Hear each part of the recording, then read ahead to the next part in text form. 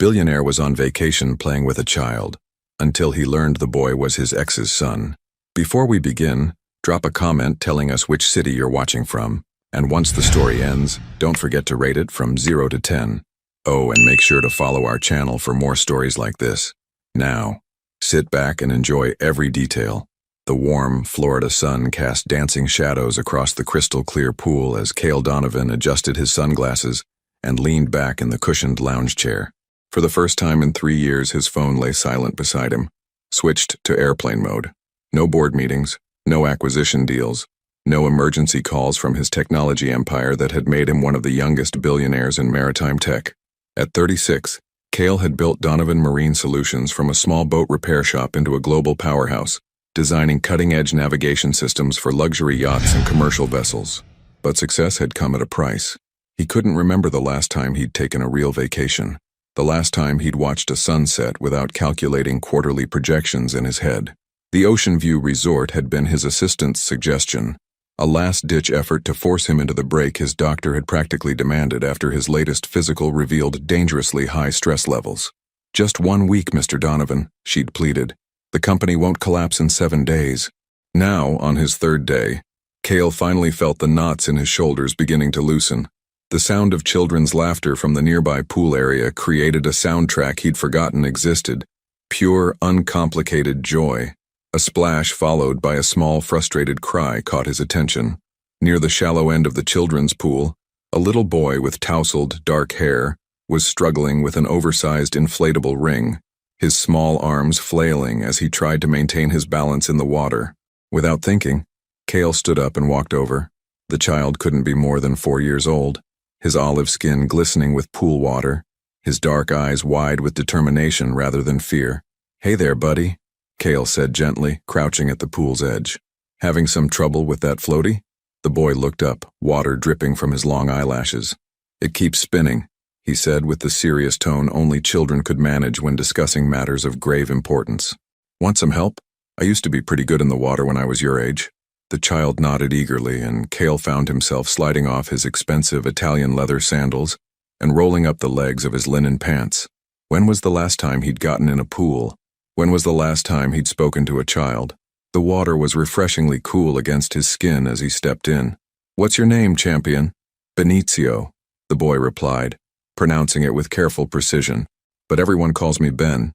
"Nice to meet you, Ben. I'm Cale. Now let's figure out this swimming situation."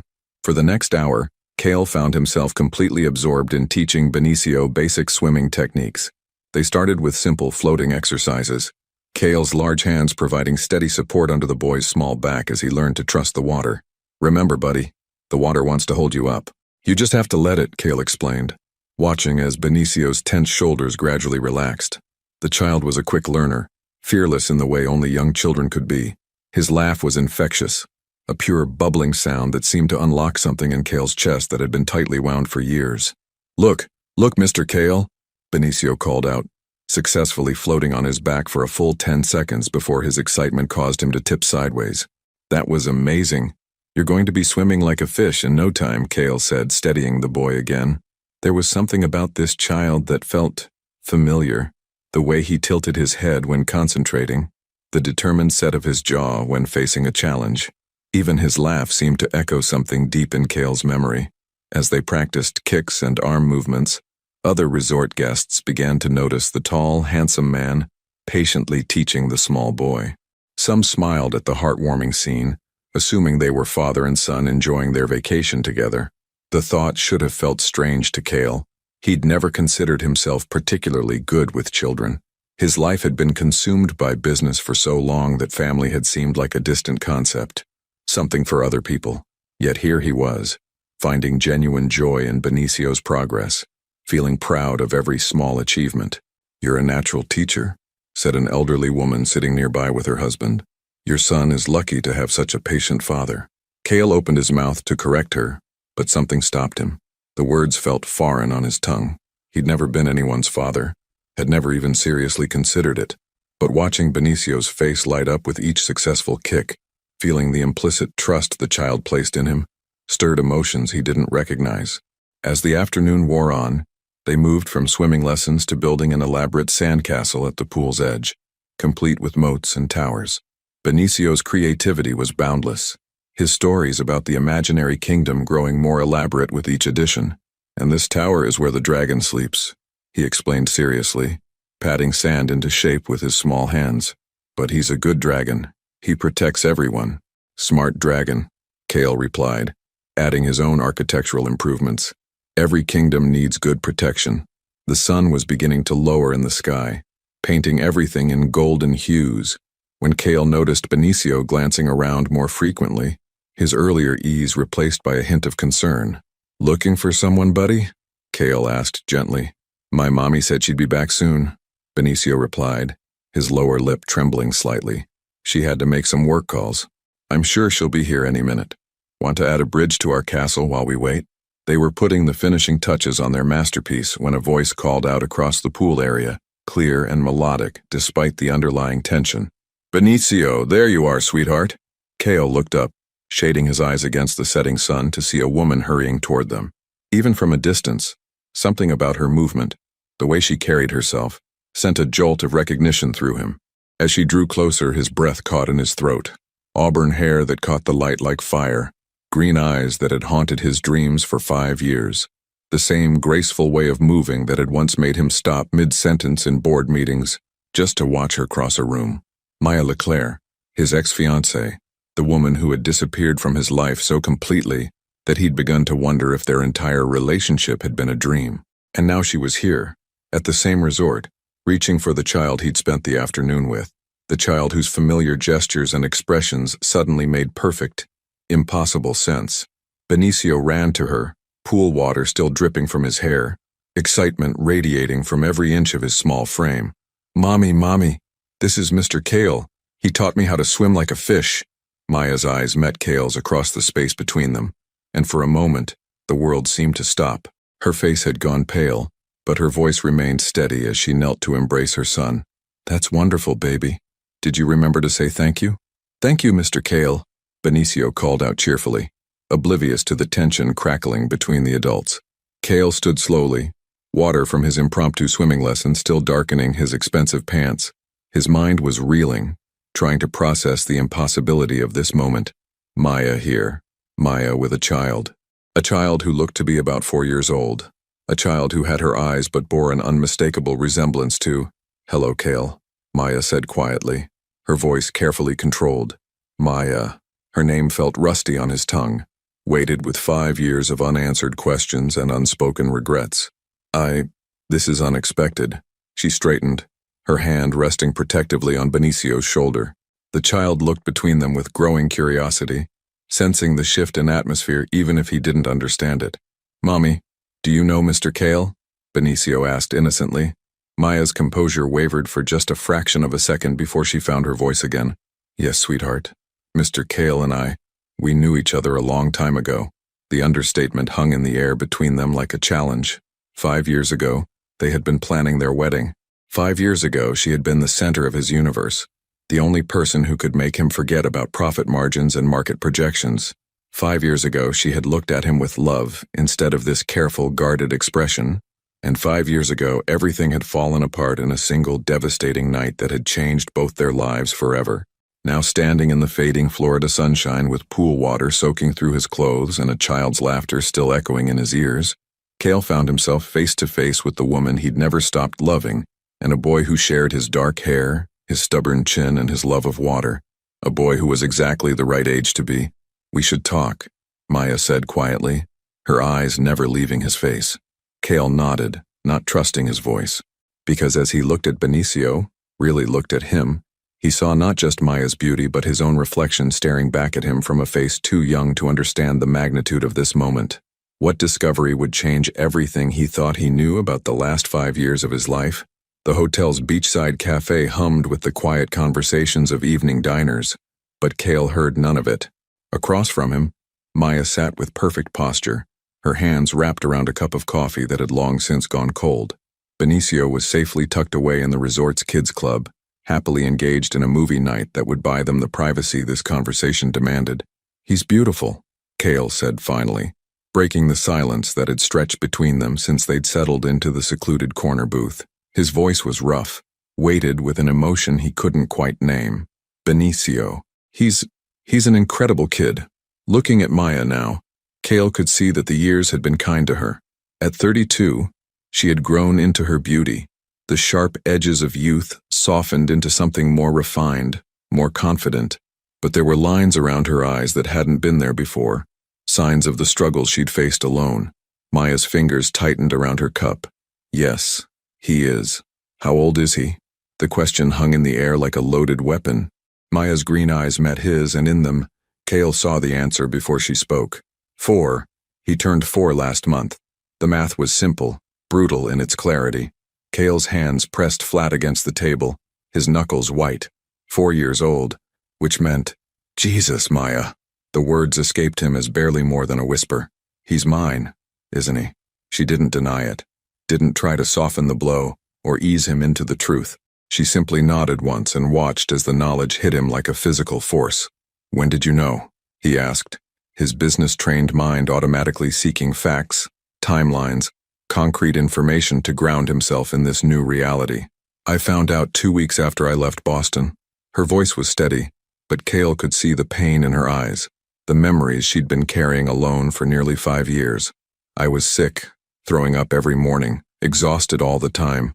I thought it was just stress from everything that happened, but when the test came back positive, why didn't you tell me? The question came out sharper than he'd intended, years of hurt and confusion bleeding through his carefully maintained control. Maya's composure finally cracked, her voice rising slightly. Tell you what, Cale, that I was pregnant with the child of a man who'd been cheating on me with his secretary? A man who looked me in the eye and swore he loved me while he was taking another woman to the same restaurants we went to? I never cheated on you. The words came out flat, definitive. Not with Jessica, not with anyone. The photos were taken out of context and you know it. Cale leaned forward, his eyes intense. I told you then, I'm telling you now. I was drugged that night. I don't remember half of what happened, but I do remember waking up in my own bed alone, with the worst hangover of my life, and messages from you saying we were over. Maya's laugh was bitter. Convenient amnesia. Convenient? Cale's voice dropped dangerously low. Do you know what the last 5 years have been like for me, Maya? Do you have any idea what it did to me when you disappeared? I hired private investigators. I called everyone we knew. I spent months trying to find you, trying to understand why you wouldn't even give me a chance to explain. Because I saw the pictures. Her voice broke, and for a moment, the composed woman across from him dissolved into the heartbroken girl who'd left him 5 years ago. I saw you with her, Cale. Your hands on her waist, her lips on your cheek. You were smiling. You looked happy. The weight of those words settled between them like a stone dropped into still water, sending ripples of old pain across the surface of this new reality. I was set up, Cale said quietly. It took me almost 2 years to prove it, but I finally tracked down the photographer. Jessica had paid him to take those photos at exactly the right moments to make it look like something it wasn't. She'd been planning it for months, waiting for the right opportunity. Maya's face went very still. What? She was obsessed with me, with the idea of us together. When she realized I was serious about proposing to you, she decided to remove the obstacle. Cale's jaw tightened at the memory. She drugged my drink at the company party that night, made sure I was disoriented, then orchestrated those photo opportunities. The kiss was her kissing me while I was barely conscious. The touching was her positioning us for the camera. That's... Maya's voice trailed off, her mind clearly racing. Impossible? Crazy? I thought so too until I saw the proof. Bank records showing payments to the photographer. Text messages on her old phone planning the whole thing. She confessed everything when I confronted her with the evidence. Why didn't you find you and tell you? Cale's smile was sad, tired. I tried, Maya. For 2 years I tried. But you'd vanished completely. Changed your name, moved somewhere with no forwarding address. It was like you'd never existed. Maya was quiet for a long moment, processing this information. When she spoke again, her voice was small, uncertain. I was Maya Chen for 3 years. I went back to my mother's maiden name. Chen? Cale nodded slowly. That explains why I could never find you. The silence stretched between them again, but this time it was different. The anger was still there. The hurt and the years of misunderstanding, but underneath it all was something else. The recognition that they'd both been victims of someone else's manipulation. I need to know about him, Cale said eventually. About Benicio. Everything. His first words when he learned to walk, what his favorite food is, what makes him laugh. I need to know about the 4 years I missed. Maya's eyes filled with tears she refused to let fall. His first word was agua, water. He's always been drawn to it, just like... She stopped herself. Just like me. Cale's voice was soft, wondering. That's why he took to swimming so naturally today. He was walking by 10 months. Early for most kids, but he was determined to keep up with the older children in our apartment building. A small smile touched Maya's lips. He's stubborn like that. Stubborn like both of us. Cale corrected gently. His favorite food changes every week, but lately it's been grilled cheese cut into triangles, never squares, always triangles. And he laughs. Her voice grew warm with love. He laughs at everything. Cartoons, silly faces when I sing off-key in the shower. He finds joy in the smallest things. As she spoke, Cale could picture it all. A smaller version of himself taking his first tentative steps, splashing gleefully in bathtubs, giggling at his mother's terrible singing. 4 years of moments he'd never get back, memories that belonged to someone else. Where have you been living? He asked. Portland, Oregon. I got a job at a small marketing firm, worked my way up to creative director. It's not the life I planned, but it's been good. Quiet, safe. And you never... There's no one else? The question was presumptuous, invasive, but he had to know. Maya shook her head. I tried dating once. A nice guy, a teacher at Ben's preschool. But every time he tried to get close, all I could think about was... She gestured helplessly between them. This. Us. What we used to have. The admission hung in the air between them, vulnerable and honest. I never stopped loving you, Cale said quietly. Even when I thought you'd betrayed me. Even when I was furious with you for disappearing. I never stopped. I kept your engagement ring in my desk drawer for 3 years before I could finally put it away. Cale, I'm not telling you this to pressure you or to make you feel guilty, he continued. I'm telling you because you need to know. Because our son deserves to know that he was conceived in love, even if that love got lost along the way. Tears were flowing freely down Maya's cheeks now. I was so scared, she whispered. When I found out I was pregnant, I was terrified. I didn't have a job, didn't have anywhere to go, and I thought the father of my child had betrayed me in the worst possible way. But I knew I wanted the baby. I knew I wanted him. You should have told me, Cale said. But there was no anger in it now, only sadness. Even if you hated me, even if you believed the worst about me, you should have told me I had a son. I know. The words were barely audible. I know that now. But at the time, I thought I was protecting him, protecting both of us. They sat in silence for several minutes, each lost in their own thoughts, their own regrets. Finally, Cale spoke. What happens now? Maya looked up at him, her eyes red but determined. I don't know. This isn't... I never imagined we'd see each other again, much less that you'd meet Ben like this. I need time to process all of this. The truth about Jessica, about what really happened that night. Take all the time you need, Cale said.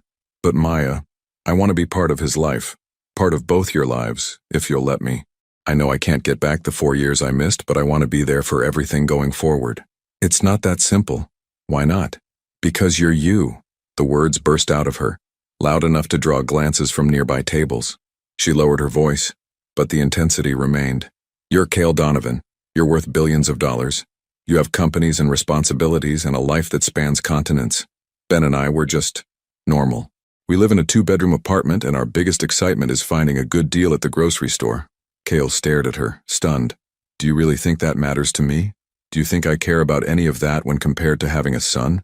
I think you say that now, but what happens when the novelty wears off? What happens when being a father interferes with your business deals or your travel schedule? What happens when Ben asks why Daddy wasn't there for his birthday last year, or the year before that? The questions hit their target, each one a small wound that would need attention later. But underneath her concerns, Cale heard something else. Fear, not just of being hurt again, but of their son being hurt. I can't promise I'll be perfect, he said finally. I can't promise I won't make mistakes or that this transition will be easy for any of us. But I can promise you this. I will never voluntarily walk away from him. Or from you. Not again. Before Maya could respond, a commotion near the cafe entrance caught their attention. Benicio was running toward them, his face bright with excitement, a resort staff member following apologetically behind. Mommy! Mr. Cale! The boy called out, apparently having escaped from the kids' club. Look what I made. He thrust a construction paper creation toward them, a crayon drawing of 3 stick figures standing next to what appeared to be a very lopsided castle. One figure was tall with dark scribbles for hair, one was medium-sized with long red lines cascading down, and one was very small, positioned between the other two. "It's us," Benicio announced proudly. "From today, we're a family." The innocent words hit both adults like a lightning strike. Maya's breath caught, and Cale felt something fundamental shift inside his chest. "That's beautiful, sweetheart," Maya managed, her voice thick with emotion. Benicio beamed, then climbed onto the bench next to Cale without invitation, settling against his side as if he'd been doing it his whole life. "Mr. Cale, will you teach me more swimming tomorrow?" the boy asked, looking up at him with eyes that were unmistakably his own. Cale looked down at his son, and felt his world rearrange itself around this new incredible truth. But would Maya give him the chance to be the father their child deserved? Or would the shadows of their past keep his family forever out of reach? The morning sun streamed through the resort's breakfast terrace as Cale watched Benicio carefully construct a tower from his pancakes, syrup serving as mortar between each fluffy layer. 3 days had passed since the revelation, and they'd fallen into a tentative routine. Breakfast together, swimming lessons, lunch by the pool, and evening walks along the beach. Maya sat across from them, nursing her second cup of coffee, and watching the interaction between father and son with a mixture of wonder and wariness. The resemblance between them was impossible to miss, now that she knew the truth. They had the same way of tilting their heads when concentrating, the same unconscious habit of running their hands through their hair when thinking. "The pancake tower is structurally unsound," Cale said seriously, examining Benicio's creation with the same intensity he once reserved for architectural plans. "You need better foundational support." "What's structal?" Benicio struggled with the word, his brow furrowing in concentration. "Structural. It means how strong something is built. Here, let me show you." Cale reached across the table and carefully repositioned one of the pancake pieces. "See? Now it won't fall down as easily." "You know about building things?" Benicio's eyes went wide with admiration. "I know about lots of things involving water and boats and strong structures," Cale replied, cutting his own pancakes into precise triangles. The way he'd learned Benicio preferred all his food. "Maybe sometime I could show you some of the ships I helped design." "Ships? Real ships?" Benicio practically bounced in his chair. Maya cleared her throat gently. "Remember what we talked about yesterday, baby? Mr. Cale has his own life and work to get back to soon." The reminder hit its target. Cale's expression tightened almost imperceptibly, but Benicio didn't notice, already launching into an elaborate story about a pirate ship he'd dreamed about the night before. "Actually," Cale said carefully, "I've been thinking about extending my stay here. Maybe another week or 2. "You can't just rearrange your entire schedule," Maya began. "I own the company, Maya. I think I can manage my own calendar." There was an edge to his voice that made her stiffen. "Daddy never stayed anywhere for 2 weeks, Benicio said innocently, then caught himself. "I mean, my pretend daddy, from my imagination." The slip hit both adults like a physical blow. Maya's face went pale, while Cale felt something crack open in his chest. The child had been creating an imaginary father to fill the void Cale's absence had left. "Tell me about your pretend daddy," Cale said softly. Benicio looked uncertainly at his mother, who nodded encouragingly despite her obvious discomfort. "Well, he's really tall like you," Benicio began, warming to his subject. "And he knows how to swim really, really good. And he takes me to work with him sometimes. And he reads me stories about dragons and knights. And the boy's voice dropped to a whisper. "He tells me he's sorry he had to go away for work, but he loves me very much and he'll always come back." The silence that followed was deafening. Maya's eyes filled with tears. She blinked away quickly, while Cale struggled to maintain his composure. "Your pretend daddy sounds like a pretty great guy," Cale managed. "Yeah, but he's not real," Benicio said matter-of-factly. "Mommy says sometimes we have to imagine the things we want until they can be real." Over the boy's head, Cale met Maya's eyes, seeing in them the same thought that was racing through his mind. What if they didn't have to be imaginary anymore? After breakfast, they made their way to the beach where Cale had promised to teach Benicio how to build proper sand castles. The resort's private stretch of coastline was relatively quiet in the morning, giving them space to work without crowds. "The secret to a good sand castle," Cale explained, demonstrating the proper sand-to-water ratio, "is finding the right consistency. Too dry and it crumbles, Too wet and it won't hold shape. Like making cookies, Benicio exclaimed. Mommy taught me that. Exactly like making cookies. Your mom is a smart lady. As they worked, building an increasingly elaborate fortress, complete with moats and bridges, Cale found himself sharing stories from his own childhood that he'd never told anyone. Tales of building tree houses with his grandfather, of learning to sail in Boston Harbor, of the first boat engine he'd taken apart and rebuilt at age 12. Were you scared the first time you sailed by yourself? Benicio asked, carefully patting sand around the castle's main tower. Terrified, Cale admitted, but sometimes the best things happen when we're a little scared. Being scared means it's important to us. Maya, who had been reading nearby, looked up at this exchange. She'd never heard this vulnerable side of Cale before, not even during their relationship. The billionaire businessman she'd known had always seemed so self-assured, so confident in every decision. Are you scared now? Benicio asked with the innocent directness only children possessed. Cale paused in his sand sculpting, considering the question seriously. Yeah, buddy. I am. Of what? Of messing this up. Of not being the dad you deserve. Of your mom deciding I'm not good enough to be part of your family. The honesty in his voice made Maya's breath catch. This wasn't the controlled, strategic man she remembered. This was someone raw and uncertain. Someone willing to be vulnerable for the sake of a 4-year-old boy. But you taught me how to swim, Benicio said, as if this solved everything. And you make really good sandcastles. I think you're already a good dad. The simple acceptance in those words nearly undid Cale completely. He had to turn away for a moment, pretending to examine their architectural progress while he fought for composure. Besides, Benicio continued, oblivious to the emotional storm he just created, Mommy likes you, I can tell. Oh, really? Cale glanced at Maya, who had gone suspiciously pink. How can you tell? She smiles different when she looks at you, like when she looks at ice cream. Despite everything, Maya burst into laughter. I do not look at ice cream that way. You totally do, Mommy. You get all happy and swoony. Swoony is not a word, Maya protested, but she was still smiling. It is now, Benicio declared with 4-year-old authority. As they finished the castle and moved on to swimming practice, Cale couldn't shake the feeling that this was what happiness felt like. Not the satisfaction of closing a big deal or the adrenaline rush of a successful acquisition, but this quiet contentment of being exactly where he belonged. Benicio's swimming had improved dramatically over the past few days. He could now float confidently on his back and even managed a few strokes of what might generously be called freestyle. Watch this, Mommy, he called out, demonstrating his latest achievement, swimming underwater for a full 3 seconds. That's amazing, sweetheart, Maya called back, but Cale noticed the slight tension in her voice. She was checking her phone more frequently today, responding to emails and text messages with increasing urgency. After lunch, while Benicio napped in their beach cabana, Cale finally addressed what he'd been sensing all morning. Everything okay? You seem distracted today. Maya sighed, setting down her phone. Work crisis. The Patterson campaign is imploding and I'm supposed to be handling the damage control remotely, but she gestured helplessly at the paradise around them. But it's hard to focus on crisis management when you're trying to figure out whether to trust your ex-fiancé with your son's heart. She looked at him sharply. That's not what I said. It's what you meant. They sat in silence for a moment, watching Benicio sleep peacefully, his small face relaxed and content. He's never been this happy, Maya said quietly.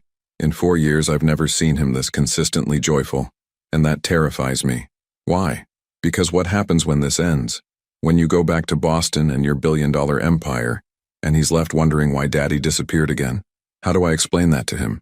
Cale turned to face her fully. What if I told you I don't want to go back to Boston? At least, not without both of you. That's impossible.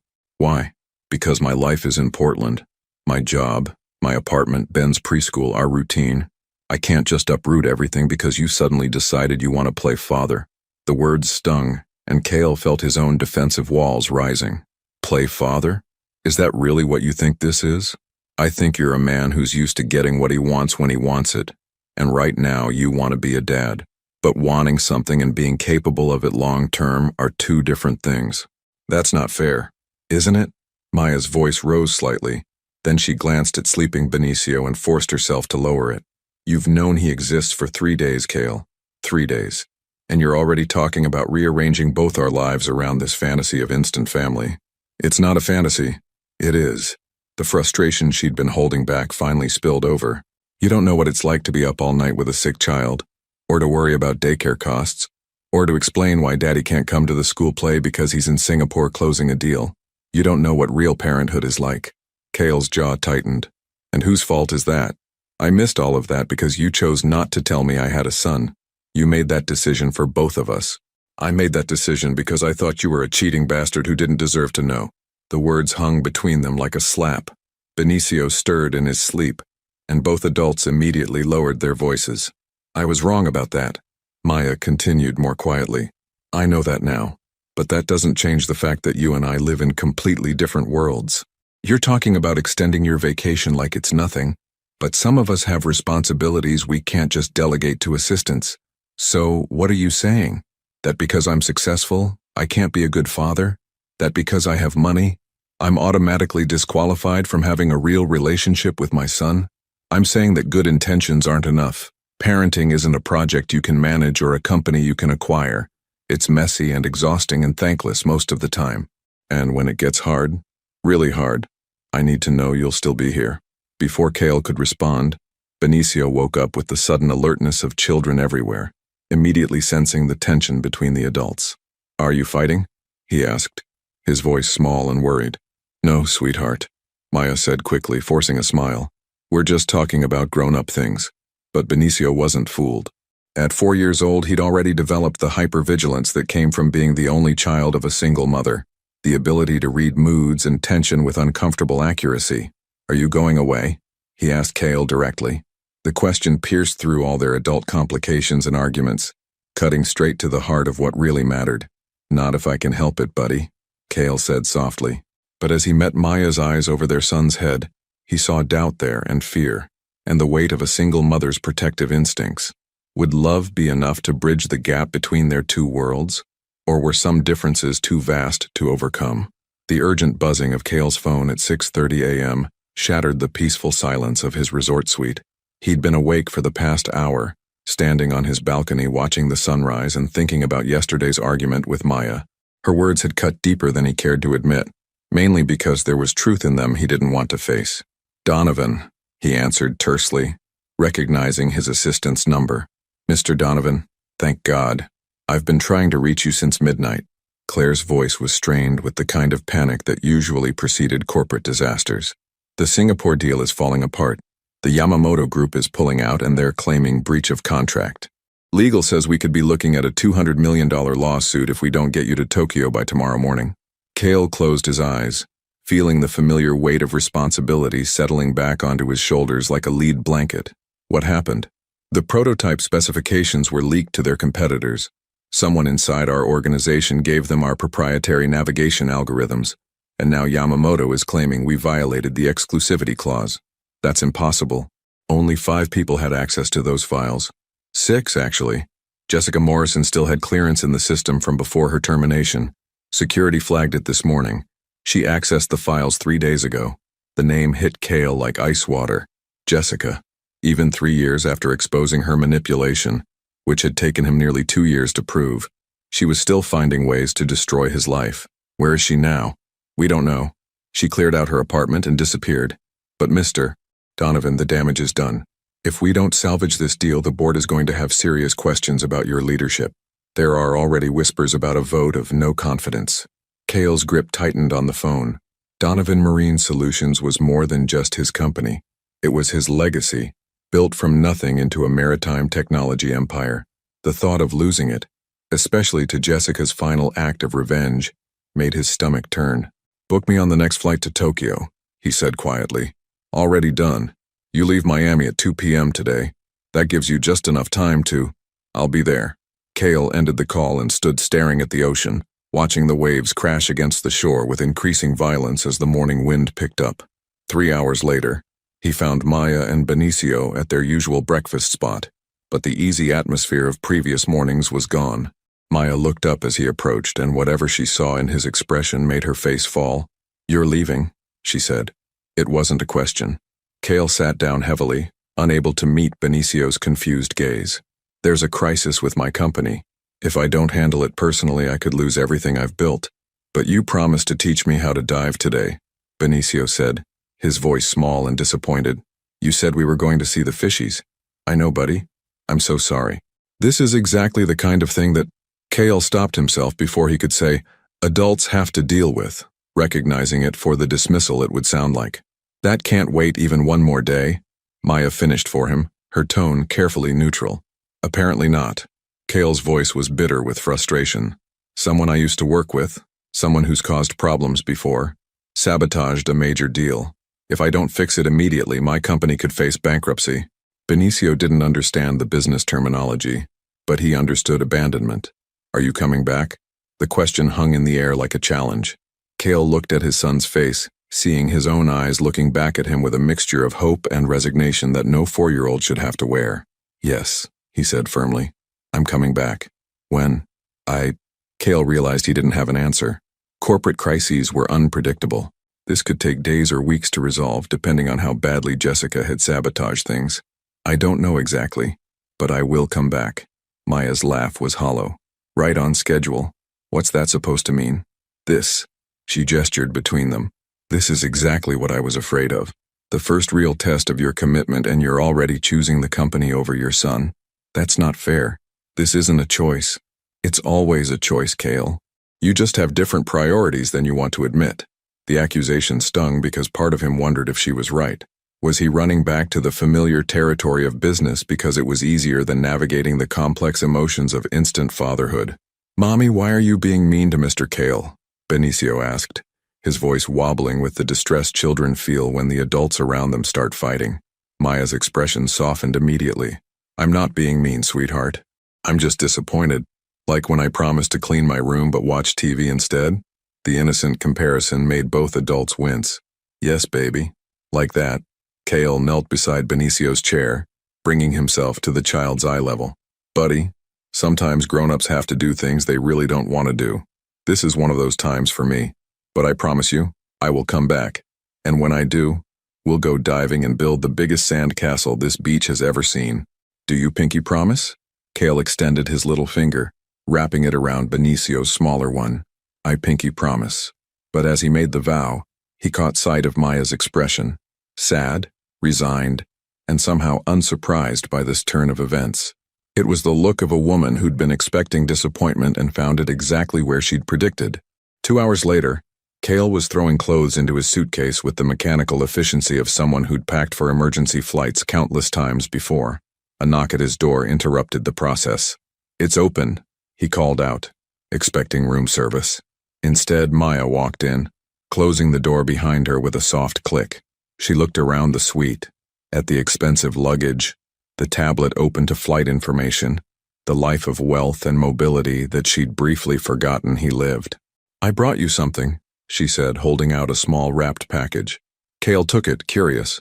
Inside was a crayon drawing, Benicio's artwork from the restaurant 3 nights ago, the one showing the 3 of them as a family by their sandcastle.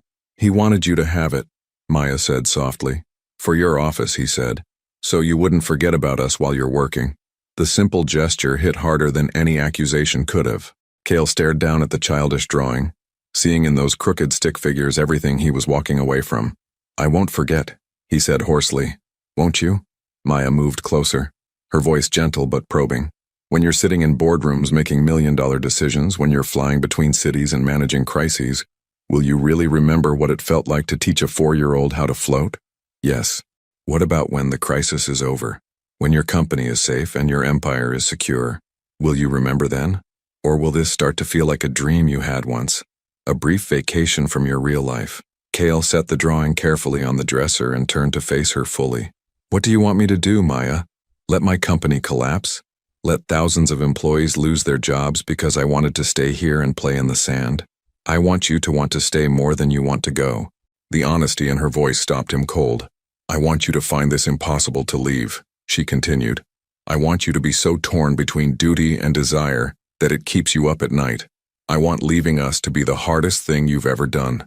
"It is," he said quietly. "Is it? Or is part of you relieved? Part of you grateful for an excuse to run back to the world you understand, where the rules are clear and emotions don't complicate everything?" The question hung between them like an accusation and a plea rolled into one. Kale wanted to deny it. to protest that she was wrong, but the words stuck in his throat.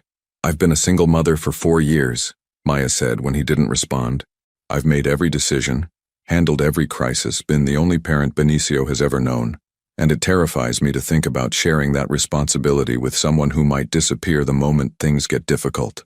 I'm not disappearing, aren't you? This crisis of yours, how long will it take to resolve? A week? A month? And what happens when there's another crisis after that? And another after that? How long before the gaps between your visits get longer?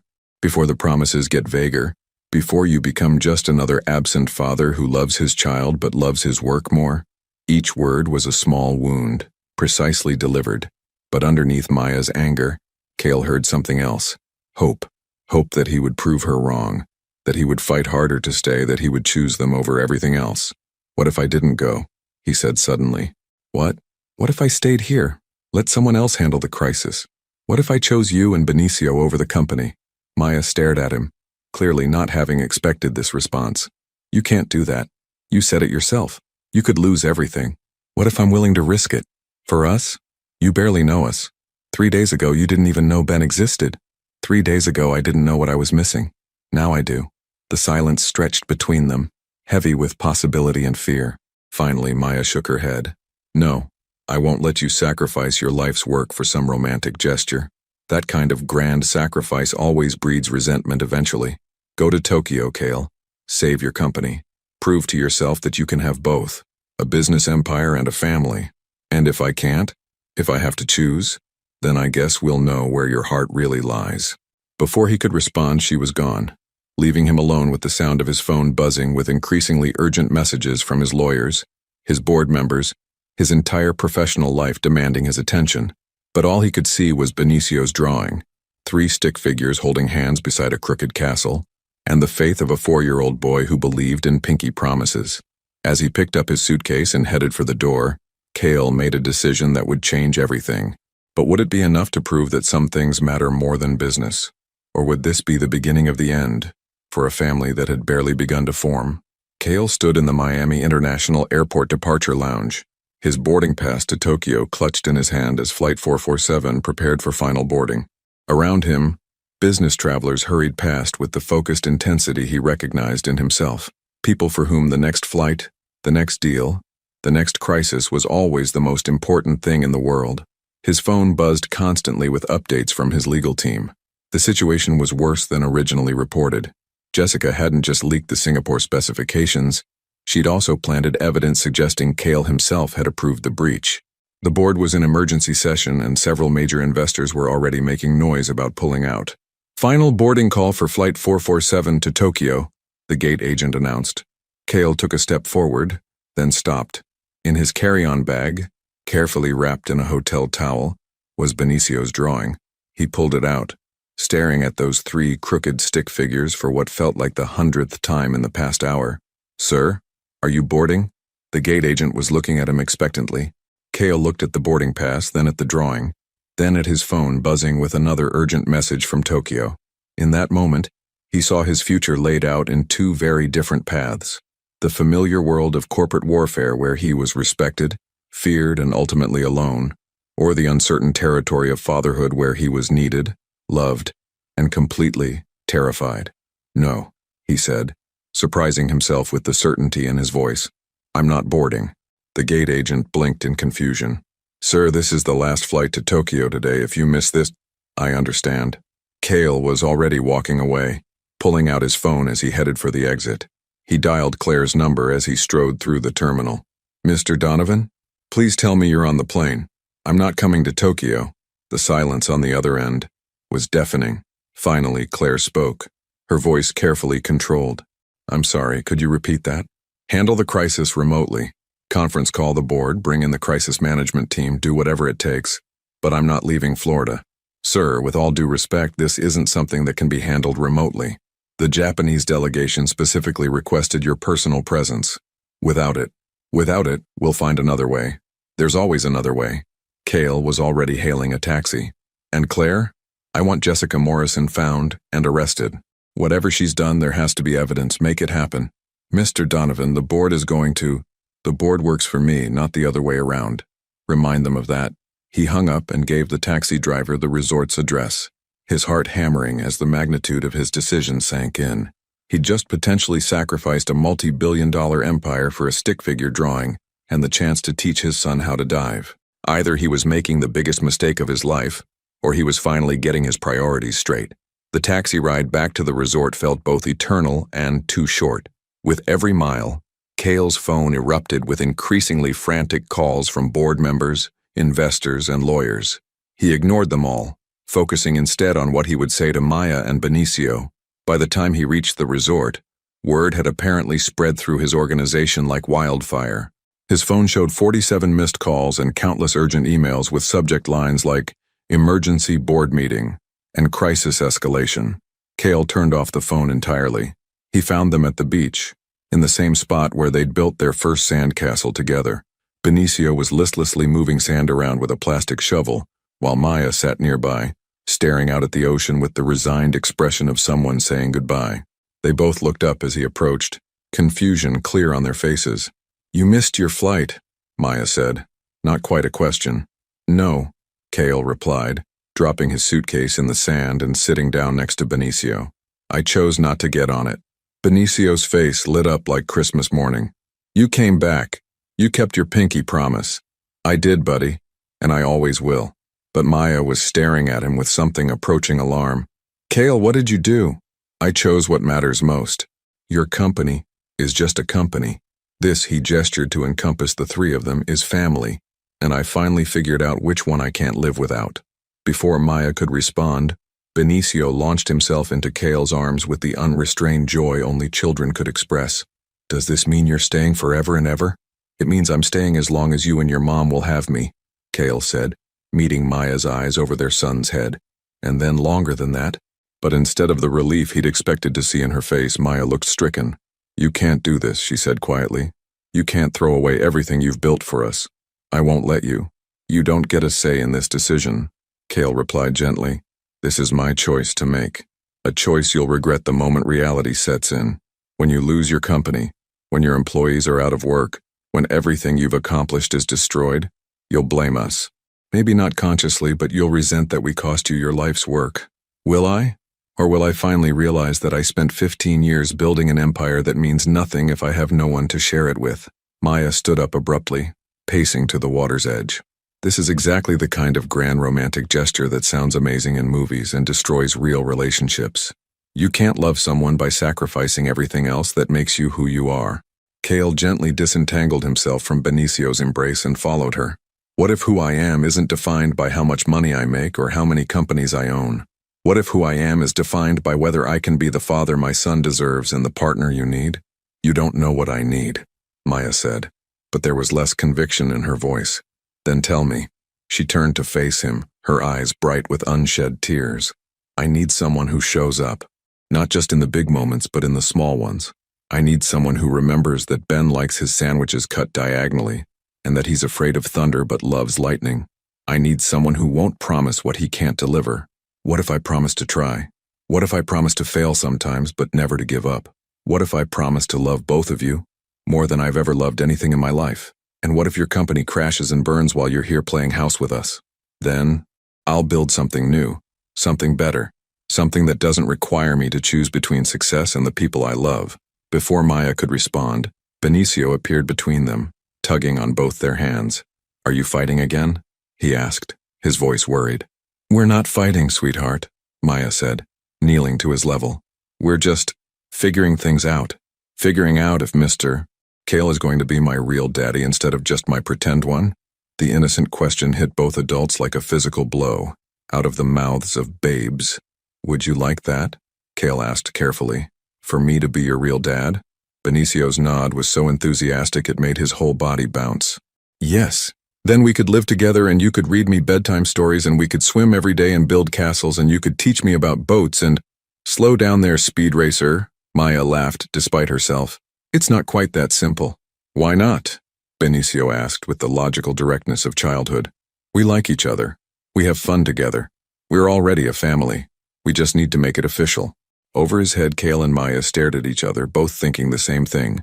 When had their 4-year-old become the wisest person in the room? "It's complicated, baby," Maya said finally. No, it's not. Benicio replied with absolute certainty. You love each other. I can tell. And you both love me. That's not complicated. That's easy.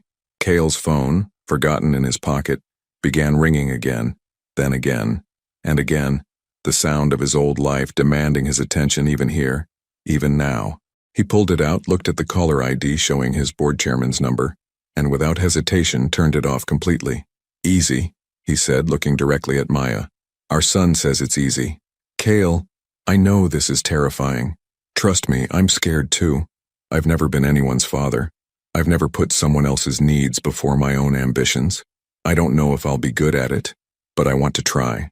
I want to try so badly it physically hurts. And if you fail, if you decide 6 months from now that the simple life isn't enough for you, then I'll have failed at the most important thing I've ever attempted. But Maya, what if I don't fail? What if this is exactly what I've been missing all along? What if everything I accomplished before was just practice for this? For being the man you and Benicio deserve? The silence stretched between them, broken only by the sound of waves and Benicio's humming as he returned to his sand construction project. Finally, Maya spoke, her voice barely above a whisper. I'm scared. Good. So am I. Terrified parents probably make better decisions than overconfident ones. I've been alone for so long. I don't know how to share the responsibility. I don't know how to trust someone else with his heart. Then don't. Not yet. Let me earn it. Let me prove that I'm not going anywhere, that this isn't some temporary midlife crisis or romantic impulse. Give me the chance to show you that some things really are worth changing your whole life for.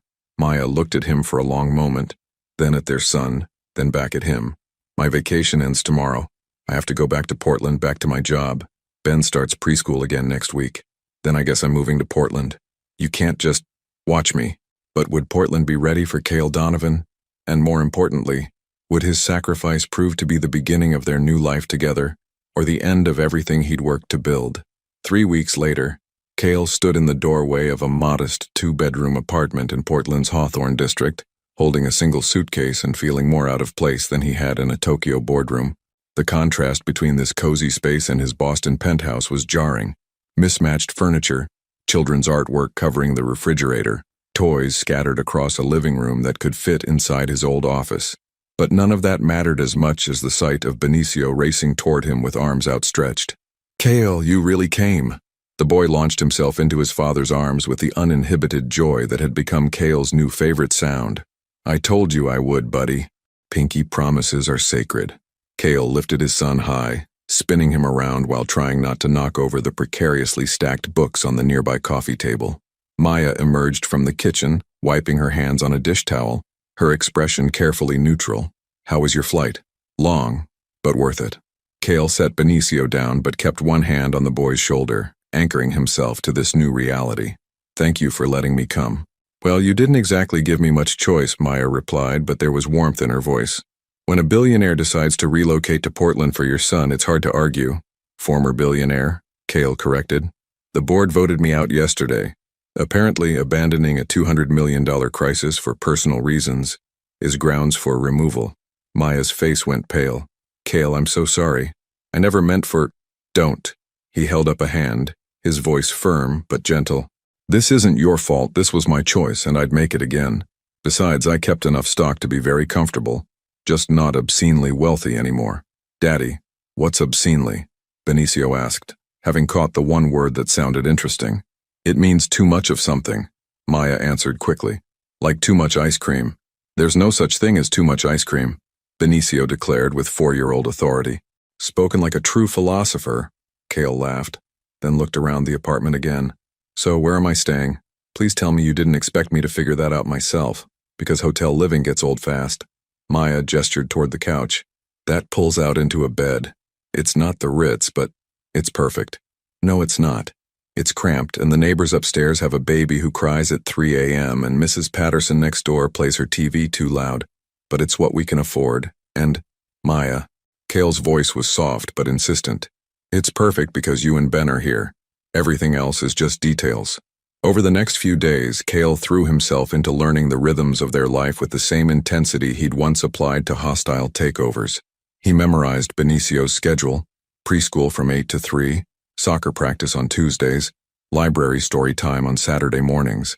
He learned that the boy was fascinated by firefighters, terrified of automatic hand dryers in public restrooms, and capable of asking approximately 400 questions per hour. Why is the sky blue? Why do birds fly? Why can't I fly? Why do I have to eat vegetables? Why do vegetables taste yucky? Why? Because that's just how the world works, buddy, Cale said, buckling Benicio into his car seat for the drive to preschool. He'd bought a sensible Honda Civic, a far cry from his collection of luxury cars back in Boston, but Benicio loved it because it had cup holders perfectly sized for his juice boxes. But why does the world work that way? Cale paused, struck by the profundity of the question. You know what? That's a really good question. Maybe we can figure it out together. At Sunshine Academy Preschool, Cale found himself thrust into a world he'd never imagined existed. Other parents dropped off their children with efficient smiles and brief conversations about play dates and field trip permission slips. They were teachers and accountants, nurses and shop owners, people who lived in the real world, not the rarefied air of corporate boardrooms. You must be Benicio's dad, said a woman with paint-stained fingers and a warm smile. I'm Lindsay, Emma's mom.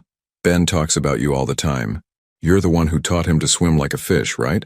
That would be me, Cale replied, still adjusting to being identified as someone's father rather than as CEO of anything. Emma's been begging for swimming lessons ever since Ben told her about diving for treasure. Think you could teach a few more kids? I'd pay you, of course. The casual offer stopped Cale in his tracks.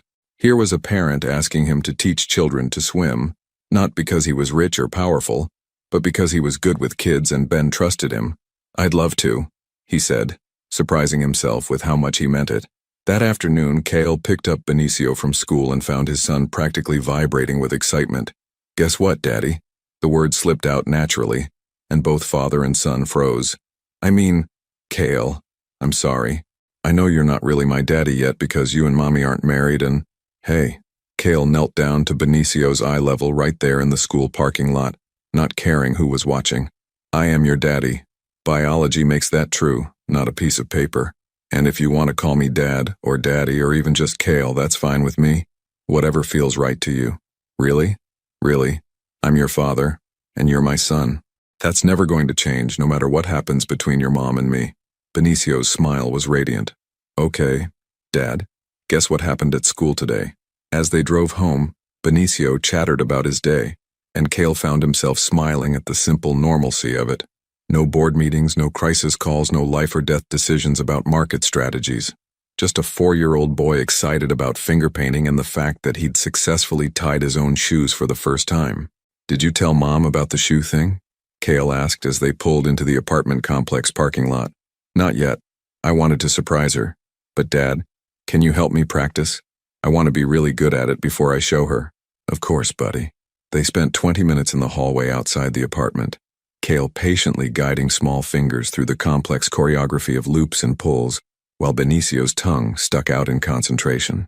I did it, Benicio finally shouted as the bow held. Mom! Mom! Come see what I learned. Maya emerged from the kitchen just as Benicio demonstrated his new skill, her face lighting up with pride and wonder. That's amazing, sweetheart. When did you learn to do that? Dad taught me. We've been practicing. Maya's eyes met Cale's over their son's head, something unreadable in her expression. That's really wonderful. Both of you. But later that evening, after Benicio was asleep, the conversation took a different turn. He called you Dad today, Maya said without preamble. They were sitting on the small balcony, sharing a bottle of wine Cale had brought back from his storage unit in Boston. Is that a problem? I don't know. Maybe. It feels fast. Maya, I am his father. We've established that. What's he supposed to call me? I know that. Logically, I know that. But emotionally, for 4 years, I was all he had. I was mom and dad and everything in between. And now suddenly there's this whole other parent and he's bonding with you so easily and I'm terrified. Terrified of what? Of being replaced. Of becoming less important. Of him loving you more because you're new and exciting and I'm just the boring mom who makes him eat his vegetables and brush his teeth. Cale set down his wine glass and turned to face her fully. Maya, look at me. That boy worships the ground you walk on. You're his whole world, his safe harbor, his everything. I'm not here to replace you or compete with you. I'm here to support you, to be part of the team. But what if... What if nothing? You want to know what he told me today when we were practicing shoe tying? He said, I can't wait to show Mommy because she taught me everything else important, and now I can show her something new. You're not losing him to me, Maya. If anything, having me here might give you some of the support you've been doing without for too long.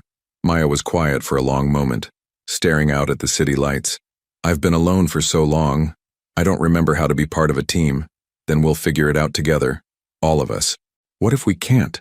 What if we're too different, too damaged by what happened before? What if this whole thing is just a fantasy that falls apart the first time we have a real disagreement?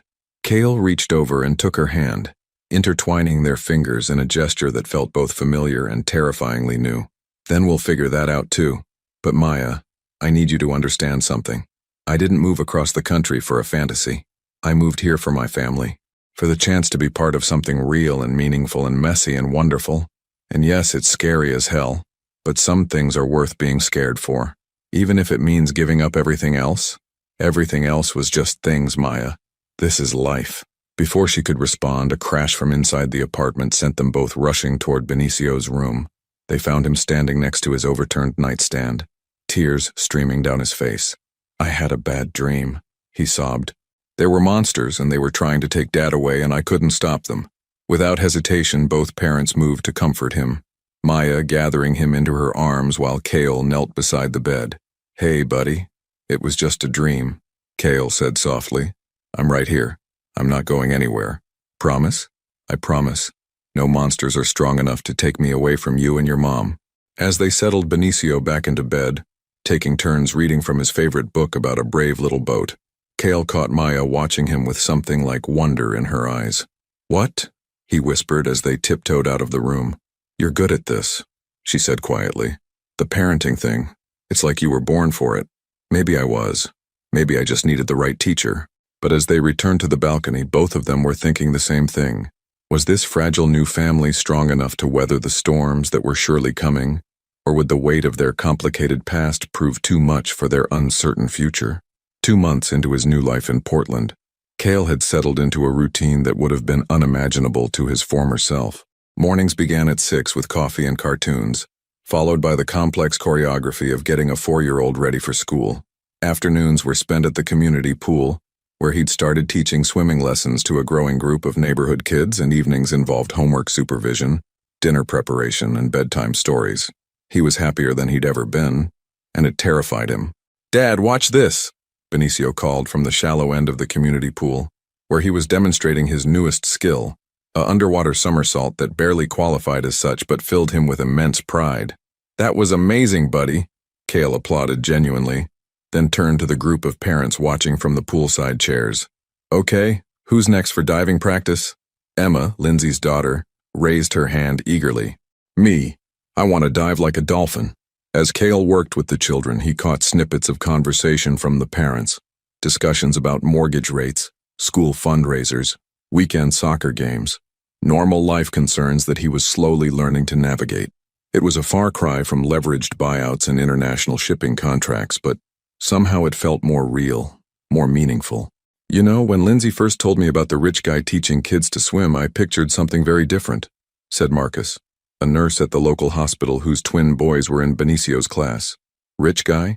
Kale looked up from where he was helping 7-year-old Tyler with his backstroke. Come on, man. The Honda doesn't fool anyone. Those are Armani swim trunks, and I've seen the watch you try to hide under your shirt. Plus, Ben mentioned your old house had an elevator. Kale felt his cheeks warm. He'd been trying so hard to fit into this community that he'd perhaps overcorrected, attempting to hide every trace of his former wealth. I used to have money, he said carefully. A lot of it, but I gave most of that up to be here. For Maya and Ben. For my family, yeah. Marcus studied him for a moment. Must have been some pretty serious money to walk away from. It was. But you can't hug a bank account or teach it to swim. No, I guess you can't. Marcus grinned. Well, for what it's worth, you made the right choice. I've never seen Maya this happy. She used to have this sadness in her eyes, you know? Like she was carrying the world on her shoulders. That's gone now.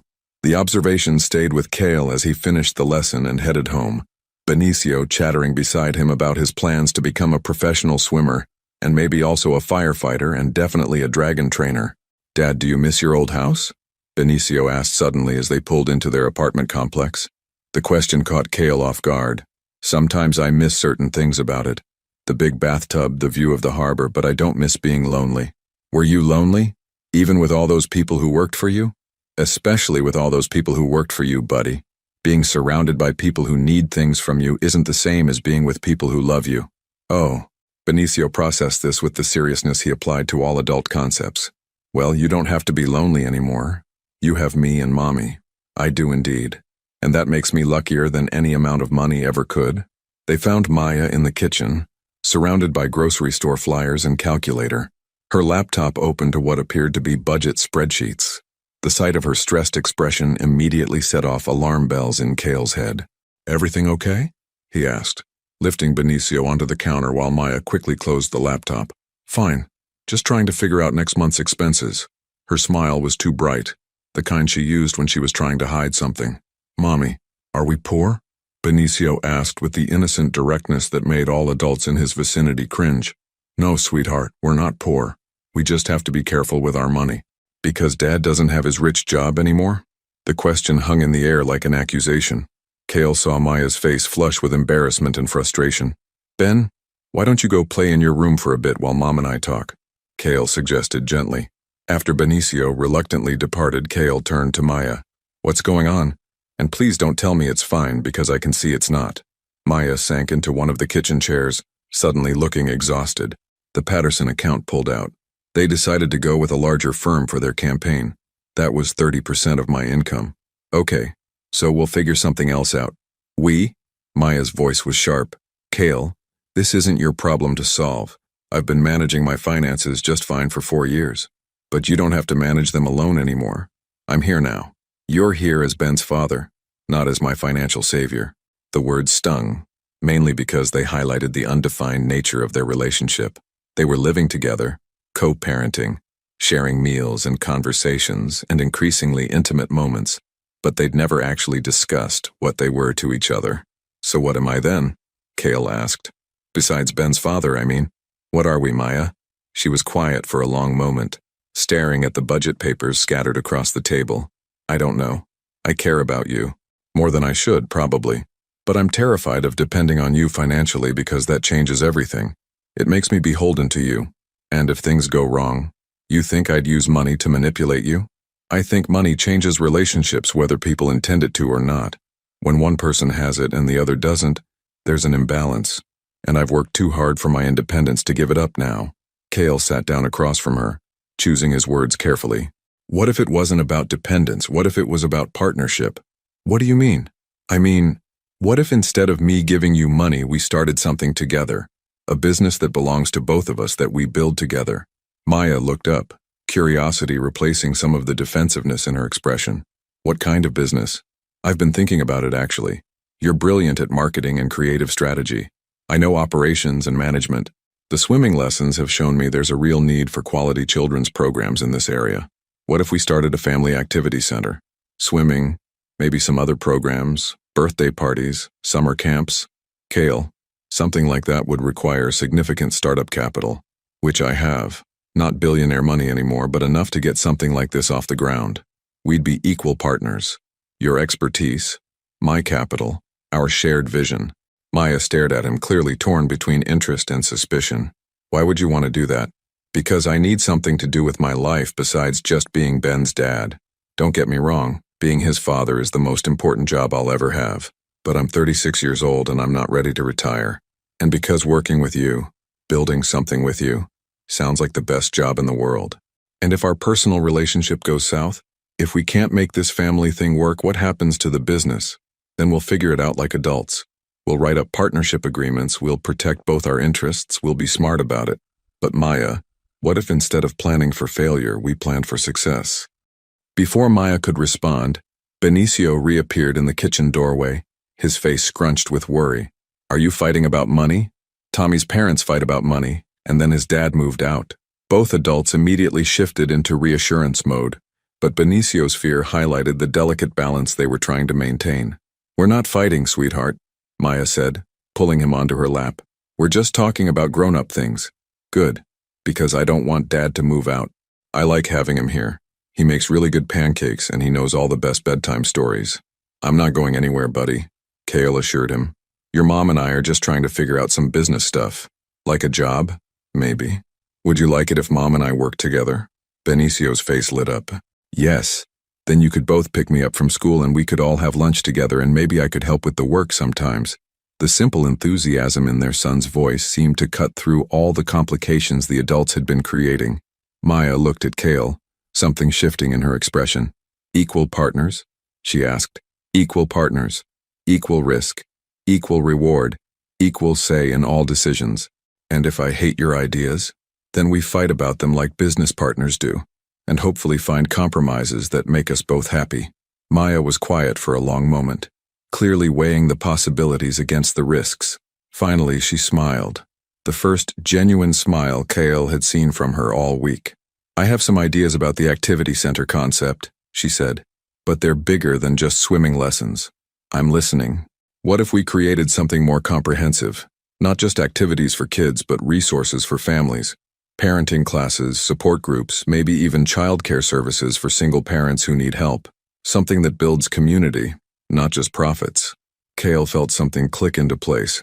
The same feeling he used to get when a business deal was about to come together perfectly. But this was different. Better. This wasn't just about money or success. This was about building something meaningful. That's brilliant, he said. That's exactly what this community needs. You really think we could make it work? I think we could make anything work if we do it together. The moment was interrupted by Kale's phone ringing. He glanced at the caller ID and felt his blood run cold. Who is it? Maya asked, noticing his expression. My lawyer, Kale answered reluctantly. David, what's wrong now? Kale, we found Jessica Morrison. Good. I assume she's been arrested? That's the problem. She's not just running from the law, she's 6 months pregnant and she's claiming the baby is yours. The words hit Kale like a physical blow. Across the table, he watched Maya's face go white as she processed the implications of what she could hear through the phone. That's impossible, Kale said, his voice carefully controlled. She says it happened the night of the company party, the night she drugged you. She's claiming that while you don't remember what happened, something did happen between you two. Kale closed his eyes, feeling his carefully rebuilt world starting to crumble around him. David, run a DNA test. Run 10 DNA tests. Whatever it takes to prove she's lying. We will.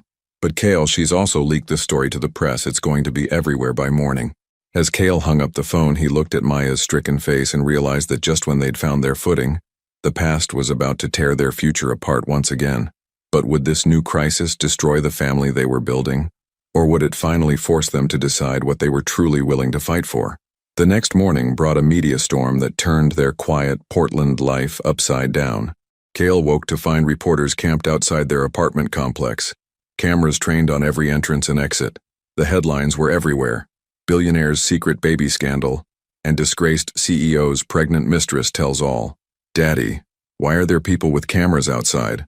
Benicio asked, pressing his nose to the living room window while Maya frantically closed all the blinds. Just some confused people, buddy. They'll go away soon, Kale said, though he wasn't sure he believed it himself.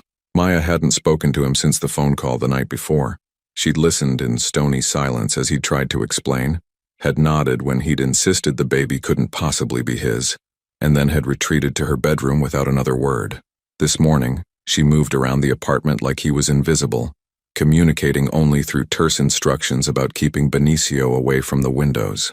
Maya, we need to talk about this, Kale said quietly while Benicio was distracted by his toy cars. Do we? Because it seems like you've said everything that matters. You don't remember what happened that night. Jessica claims something did happen, and now there's going to be a baby that may or may not be yours. What exactly is there to discuss? The fact that I'm telling you the truth. The fact that I would never ever cheat on you. Not 5 years ago, not now, not ever. But you don't know, do you? Maya's voice was deadly calm. You don't actually remember what happened that night. She drugged you. You said so yourself. So you can't be sure nothing happened. The accuracy of her statement hit like a physical blow.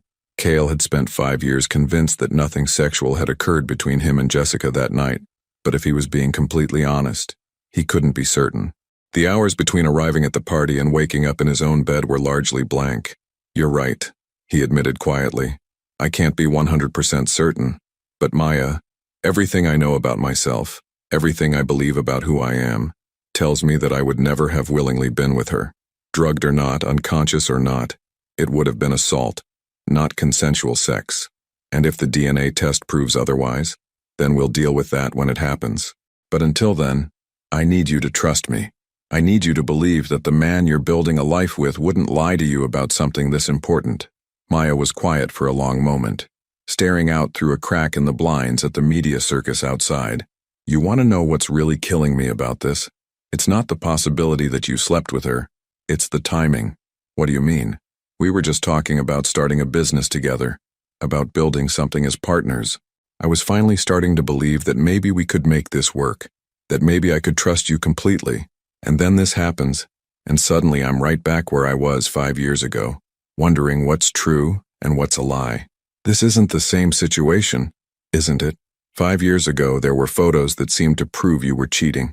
You claimed you were innocent, that it was all Jessica's manipulation. I didn't believe you then, and I left. Now there's a pregnancy that seems to prove you slept with her.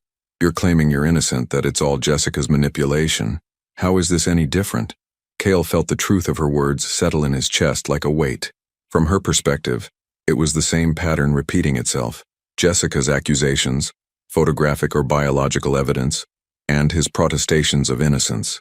Because this time, you know who Jessica really is, he said finally. This time you know she's capable of elaborate lies and manipulation. This time you have more information to base your decision on. Do I? Or am I just seeing what I want to see because I've already invested so much in this relationship? Before Cale could respond, his phone rang. His lawyer again. David, please tell me you have good news. Mixed news. Jessica agreed to an immediate DNA test, which suggests she's confident in her claims. But I've been digging into her activities over the past year, and there's something strange here. Strange how? She's been receiving regular payments from an offshore account, significant amounts, and the timing coincides with her pregnancy announcement. Cale felt a spark of hope. Someone's paying her to make these claims. It's possible. But Cale, there's something else. I've been in touch with the hospital where she's receiving prenatal care. According to their records, the conception date aligns perfectly with that night at your company party. The hope died as quickly as it had appeared. So the timing works for her story. Unfortunately, yes.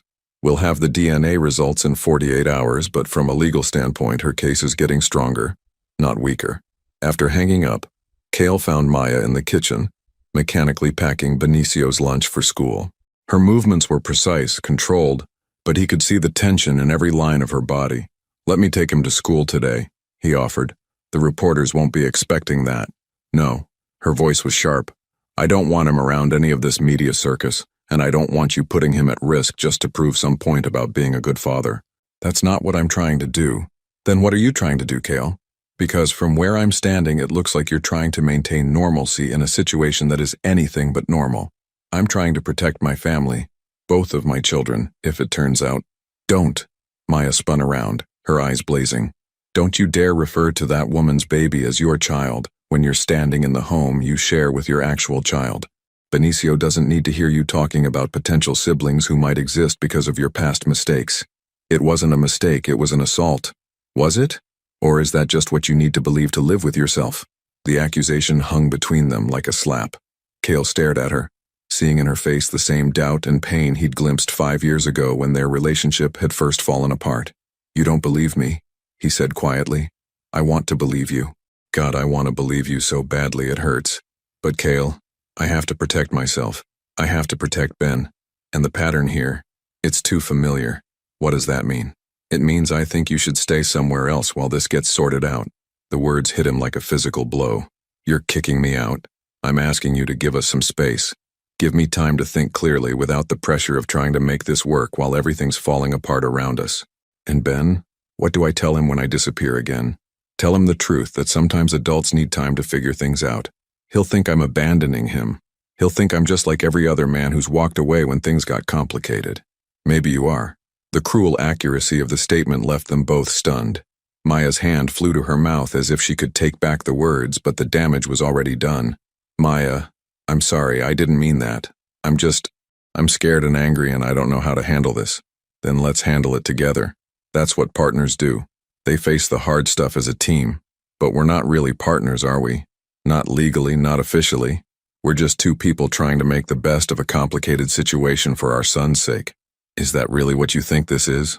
I don't know what to think anymore. They were interrupted by Benicio running into the kitchen, fully dressed for school and bubbling with his usual morning energy. Ready, Mommy? Oh, and Dad, I told my class you're going to teach Emma's birthday party how to swim next weekend. You're still going to do that, right? The innocent question highlighted the impossible position they were all in. Kale looked at Maya, seeing in her face the same struggle he was feeling, how to protect their son from adult complications while still being honest with him. We'll see, buddy, Kale said carefully. There might be some things I need to take care of first. What kind of things? Grown-up things. Nothing for you to worry about. But Benicio was 4, not stupid. He looked between his parents, picking up on the tension despite their attempts to hide it. Are you sad about something, Dad? A little bit, yeah. Is it because of the people with cameras? They made Mommy sad too. Sort of, buddy. Well, maybe you and Mommy should hug it out. That's what you told me to do when I was sad about Tommy taking my truck. The simple wisdom nearly broke both their hearts. Kale looked at Maya, seeing tears she was trying not to shed, seeing the woman he loved struggling with the same impossible situation he was facing. Sometimes grown-up problems are more complicated than kid problems, Maya said gently. But hugging still helps, right? Before either parent could respond, Kale's phone buzzed with a text message, then another, then a flood of them as the story apparently broke wider.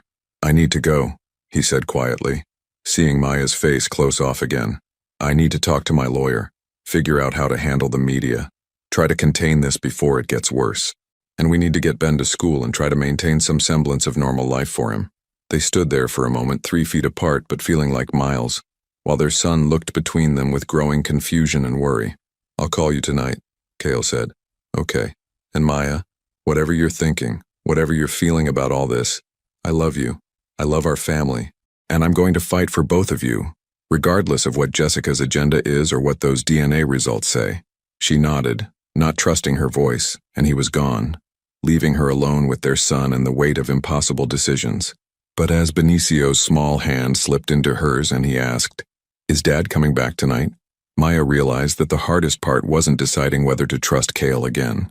The hardest part was admitting that she was terrified of losing him just when she'd finally found the courage to love him completely.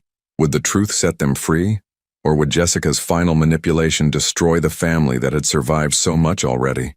Kale spent 3 days in a sterile downtown hotel room, fielding calls from lawyers and watching his life dissected on every news channel. The DNA results were due that afternoon, and each passing hour felt like a countdown to either vindication or complete destruction. His phone buzzed with a text from Maya. Ben keeps asking when you're coming home. I don't know what to tell him. The message was the first communication he'd received from her since leaving the apartment, and the word home in it gave him more hope than he probably deserved. He was about to respond when another call came in from David. I found something, his lawyer said without preamble. Something big. The DNA results? Better. I found out who's been paying Jessica. David's voice was tight with excitement. It's Harrison Webb. Kale felt the blood drain from his face. Harrison Webb was the board member who'd led the vote to remove him as CEO, a man who'd been quietly maneuvering for control of Donovan Marine Solutions for years. Harrison? But why would he? Think about it, Kale.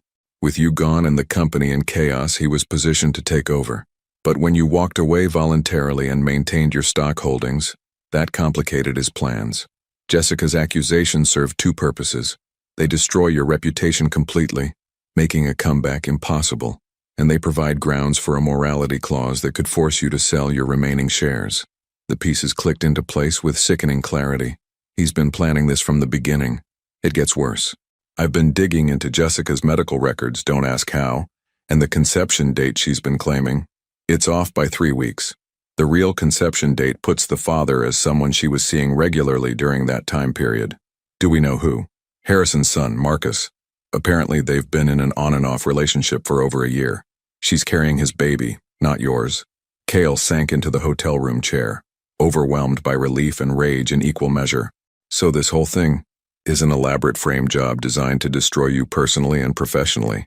I've got the medical records, the bank transfers, even some text messages between Jessica and Marcus discussing the plan. We have everything we need to prove you're innocent. How long before we can go public with this?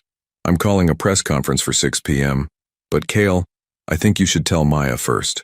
This is going to be all over the news, and she deserves to hear it from you." An hour later, Cale stood outside the apartment he'd been calling home for 3 months, his heart hammering as he knocked on the door he'd once entered freely. Maya opened it, her face carefully neutral. Behind her, he could see Benicio playing on the living room floor, building an elaborate castle out of blocks. "The DNA results came back," he said without preamble. Her face went pale. "And? I'm not the father. But that's not the important part." "Maya, can I come in? There's a lot I need to tell you." She stepped aside and he walked into the space that felt more like home than any mansion he'd ever owned. Benicio looked up from his blocks and squealed with delight. "Dad, you came back. I knew you would." He launched himself into Cale's arms with the unquestioning faith that only children possessed. "I told you I always would, didn't I?"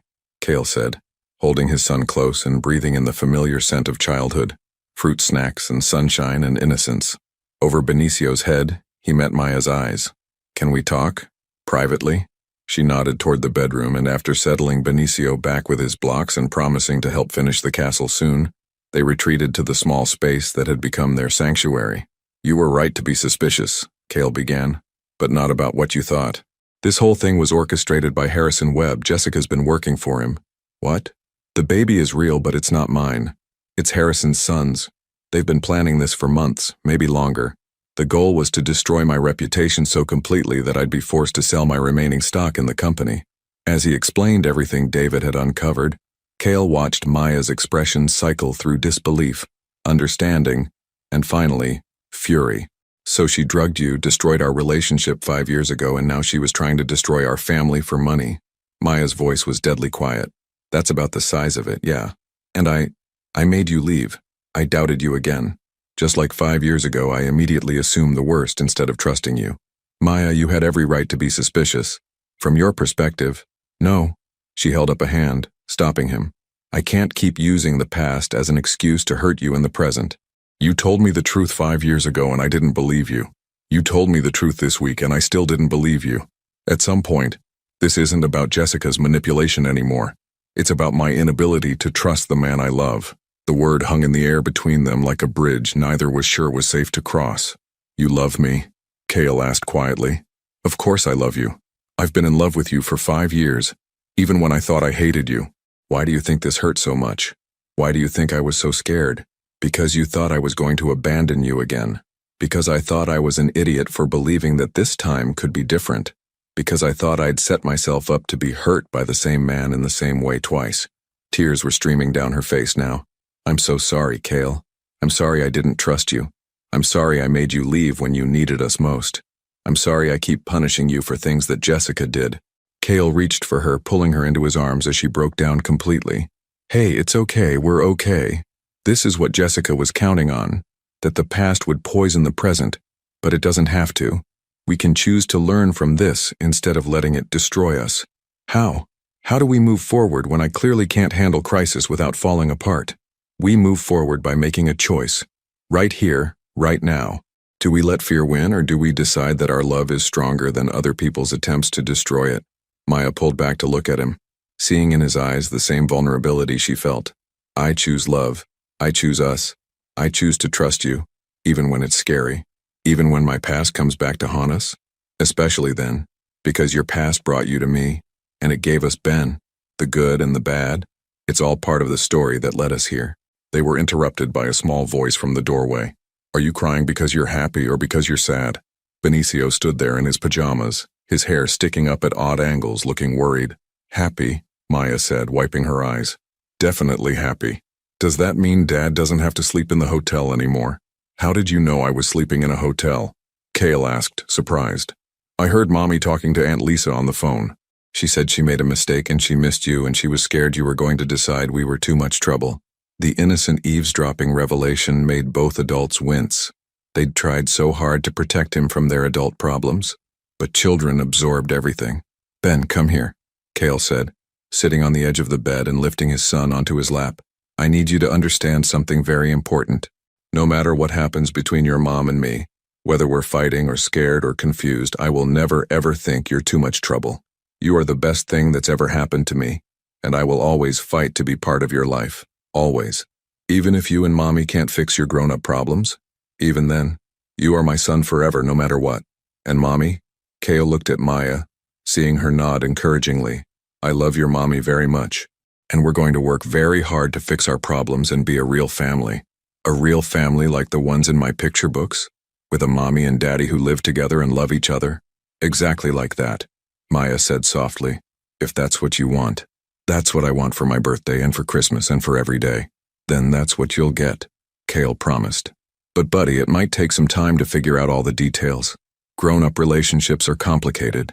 They don't have to be, Benicio said with the wisdom of childhood. You love each other. I love both of you. We have fun together. That's not complicated. That's easy. Looking at his son's earnest face, Kale realized the 4-year-old was right. They'd been making it complicated, but the foundation was simple. Love, commitment, and the choice to keep choosing each other every day. You know what, buddy? You're absolutely right. It is easy. Kale's phone buzzed with a text from David. Press conference moved to 7 p.m. Thought you'd want time with your family first. What's that? Maya asked, noticing his smile as he read the message. My lawyer. The whole story's going public tonight. Jessica's lies, Harrison's manipulation, all of it. By tomorrow morning, everyone will know the truth. And then what? Then we decide what we want our life to look like. The 3 of us. Together. What about your company? Will you try to get it back? Kale considered the question seriously. Maybe. Or maybe we start something new. Something that belongs to us, that we build together. Something that puts family first. Always. The activity center idea? Among other things. I have some thoughts about expanding the concept. Maya smiled, and for the first time in days, it reached her eyes. I'd like to hear them. Tomorrow, Kale said, gathering both Maya and Benicio into his arms. Tonight I just want to be home with my family. As they settled onto the bed together, Benicio between them, the little boy looked up at both his parents with satisfaction. See? I told you it was easy. But would their hard-won happiness survive the final confrontation with the people who'd tried to destroy them? Or was this just the calm before an even bigger storm? 6 months later, Kale stood in the main hall of what would soon become Portland's newest family activity center, watching Maya direct the installation crew with the same precision she'd once applied to marketing campaigns. The space was transforming before their eyes. What had been an abandoned warehouse was now becoming a bright, welcoming environment, where families could learn, play, and grow together. Dad, look, Benicio called from across the room, where he was helping by organizing pool noodles into color-coordinated piles. I made a rainbow. That's beautiful, buddy, Kale replied, still marveling at how naturally the word dad came to both of them now. The press conference 6 months ago had cleared Kale's name completely. Jessica and Harrison Webb were both facing fraud charges, and Donovan Marine Solutions was in shambles. Exactly as Harrison had planned, except he'd destroyed himself in the process rather than taking over a thriving company. The board had begged Kale to return as CEO, offering him unprecedented control and compensation. He'd turned them down. The pool installation team will be here Monday, Maya said, approaching with a clipboard and paint smudges on her cheek that somehow made her even more beautiful than usual. And the insurance inspector signed off on everything this morning. So we're really doing this, Kale said, putting his arms around her from behind and looking out at their dream taking shape. Having second thoughts? About the business, never about us? He turned her in his arms, looking down into the green eyes that had captivated him 7 years ago and still took his breath away every day. Never about us. Even though I'm a mess? Even though I panic and doubt everything when things get hard? Especially because of those things. Perfect people are boring. I fell in love with a complicated, brilliant, stubborn woman who challenges me to be better than I knew I could be. Flattery will get you everywhere. Maya laughed, but her eyes were serious. I love you, Kale. I love the life we're building, the family we've become. But there's something I need to tell you. The serious tone made Kale's heart skip. What is it? I'm pregnant. The words hit him like a lightning bolt. He stared at her face, searching for any sign of uncertainty or fear, but found only joy and nervous excitement. Pregnant, he repeated slowly, as in we're having a baby. As in, Benicio's going to be a big brother. When? 7 months. I found out yesterday, but I wanted to wait until we were here, in our place, to tell you. Kale's response was to lift her off her feet and spin her around, his laughter echoing through the empty space. We're having a baby. Are we happy about this? Maya asked breathlessly when he set her down. Are you kidding me? I'm ecstatic. I'm terrified. He paused, overwhelmed by the magnitude of emotion. I'm grateful. So incredibly grateful that I get to do this with you from the beginning this time. Mommy? Dad? Why are you dancing? Benicio had abandoned his pool noodles and was standing nearby, his head tilted in curiosity. Come here, champion, Kale said, kneeling down to Benicio's level while keeping one arm around Maya. We have some news for you. Good news or grown-up news? The best news, Maya said, kneeling beside Kale. You're going to have a little brother or sister. Benicio's eyes went wide. Really? Like, a real baby? A real baby, Kale confirmed. What do you think about that? I think, Benicio paused with the seriousness he applied to all major decisions. I think I'm going to be the best big brother ever. Can I teach the baby how to swim? Absolutely, Maya laughed. But you'll have to wait a little while. Babies can't swim right away. That's okay. I can wait. I'm very patient now. He looked between his parents with satisfaction. This is going to be the best family in the whole world. Before either parent could respond, the sound of footsteps echoed through the space. They turned to see David, Kale's lawyer, approaching with someone Kale didn't recognize. A tall woman in an expensive suit carrying a briefcase. Kale, sorry to interrupt, David said, his expression serious. But there's something you need to know. This is Sarah Mitchell from the prosecutor's office. The woman stepped forward, her demeanor professional but not unsympathetic. Mr. Donovan, I wanted to update you personally on the case against Jessica Morrison and Harrison Webb. Kale instinctively moved closer to Maya, creating a protective barrier around their family. What about them? Harrison Webb was found guilty on all counts of fraud and conspiracy. He'll be serving 15 years in federal prison. But Jessica, she paused, clearly uncomfortable. Jessica Morrison died by suicide 3 days ago in county lockup. She left behind a full confession detailing everything. The drugging 5 years ago, the fake pregnancy claims, the payments from Webb, all of it. The news hit like a physical blow. Despite everything Jessica had done, despite the pain she'd caused, the idea of her choosing such a desperate end was sobering. What about her baby? Maya asked quietly. Born healthy 6 weeks ago. The father, Marcus Webb, has taken full custody. He was apparently unaware of his father's involvement in the scheme. Kale absorbed this information, feeling a complex mix of closure and sadness. So it's really over. Completely over. Your name is fully cleared, and there won't be any further legal proceedings. You're free to move forward with your lives. After the lawyer left, the three of them stood together in the quiet space, processing the weight of everything that had led them to this moment. Are you okay? Maya asked, studying Kale's face. I feel sorry for her, he admitted. I know that's probably stupid given everything she did, but she was clearly struggling with things I can't even imagine. It's not stupid. It's compassionate. It's one of the things I love about you. Daddy, what's suicide? Benicio asked with the direct curiosity that made all adult conversations more complex. Kale and Maya exchanged a look. How do you explain such darkness to a child who sees the world in terms of swimming lessons and sandbox castles? Sometimes grown-ups have problems that feel too big to handle, Maya said carefully, and sometimes they make very sad choices because they can't see any other way. But there's always another way, right? There's always someone to help? Yes, buddy. There's always someone to help. That's why families are so important. We help each other through the hard times, like how you and Mommy helped each other when you were sad about the mean lady. Exactly like that, Kale said, pulling his son into a hug. Families stick together. As the afternoon sun streamed through the skylights of their future activity center, painting everything in golden light, Kale looked around at what they'd accomplished. Not just the business, though that was going to be amazing, but the life they'd built together, the trust they'd learned to maintain even when it was hard, the love they'd chosen even when fear told them to run. I have an idea, he said suddenly. Uh-oh, Maya teased. Your ideas tend to be life-changing. What if we got married? Right here. Right now? What? Maya stared at him, clearly not having expected this. Think about it. This is our place, the first thing we built together. Our son is here. We just found out we're having another baby. And after everything we've been through, after all the delays and obstacles and other people trying to keep us apart, I don't want to wait another day to make you my wife. Kale, we can't just get married right now.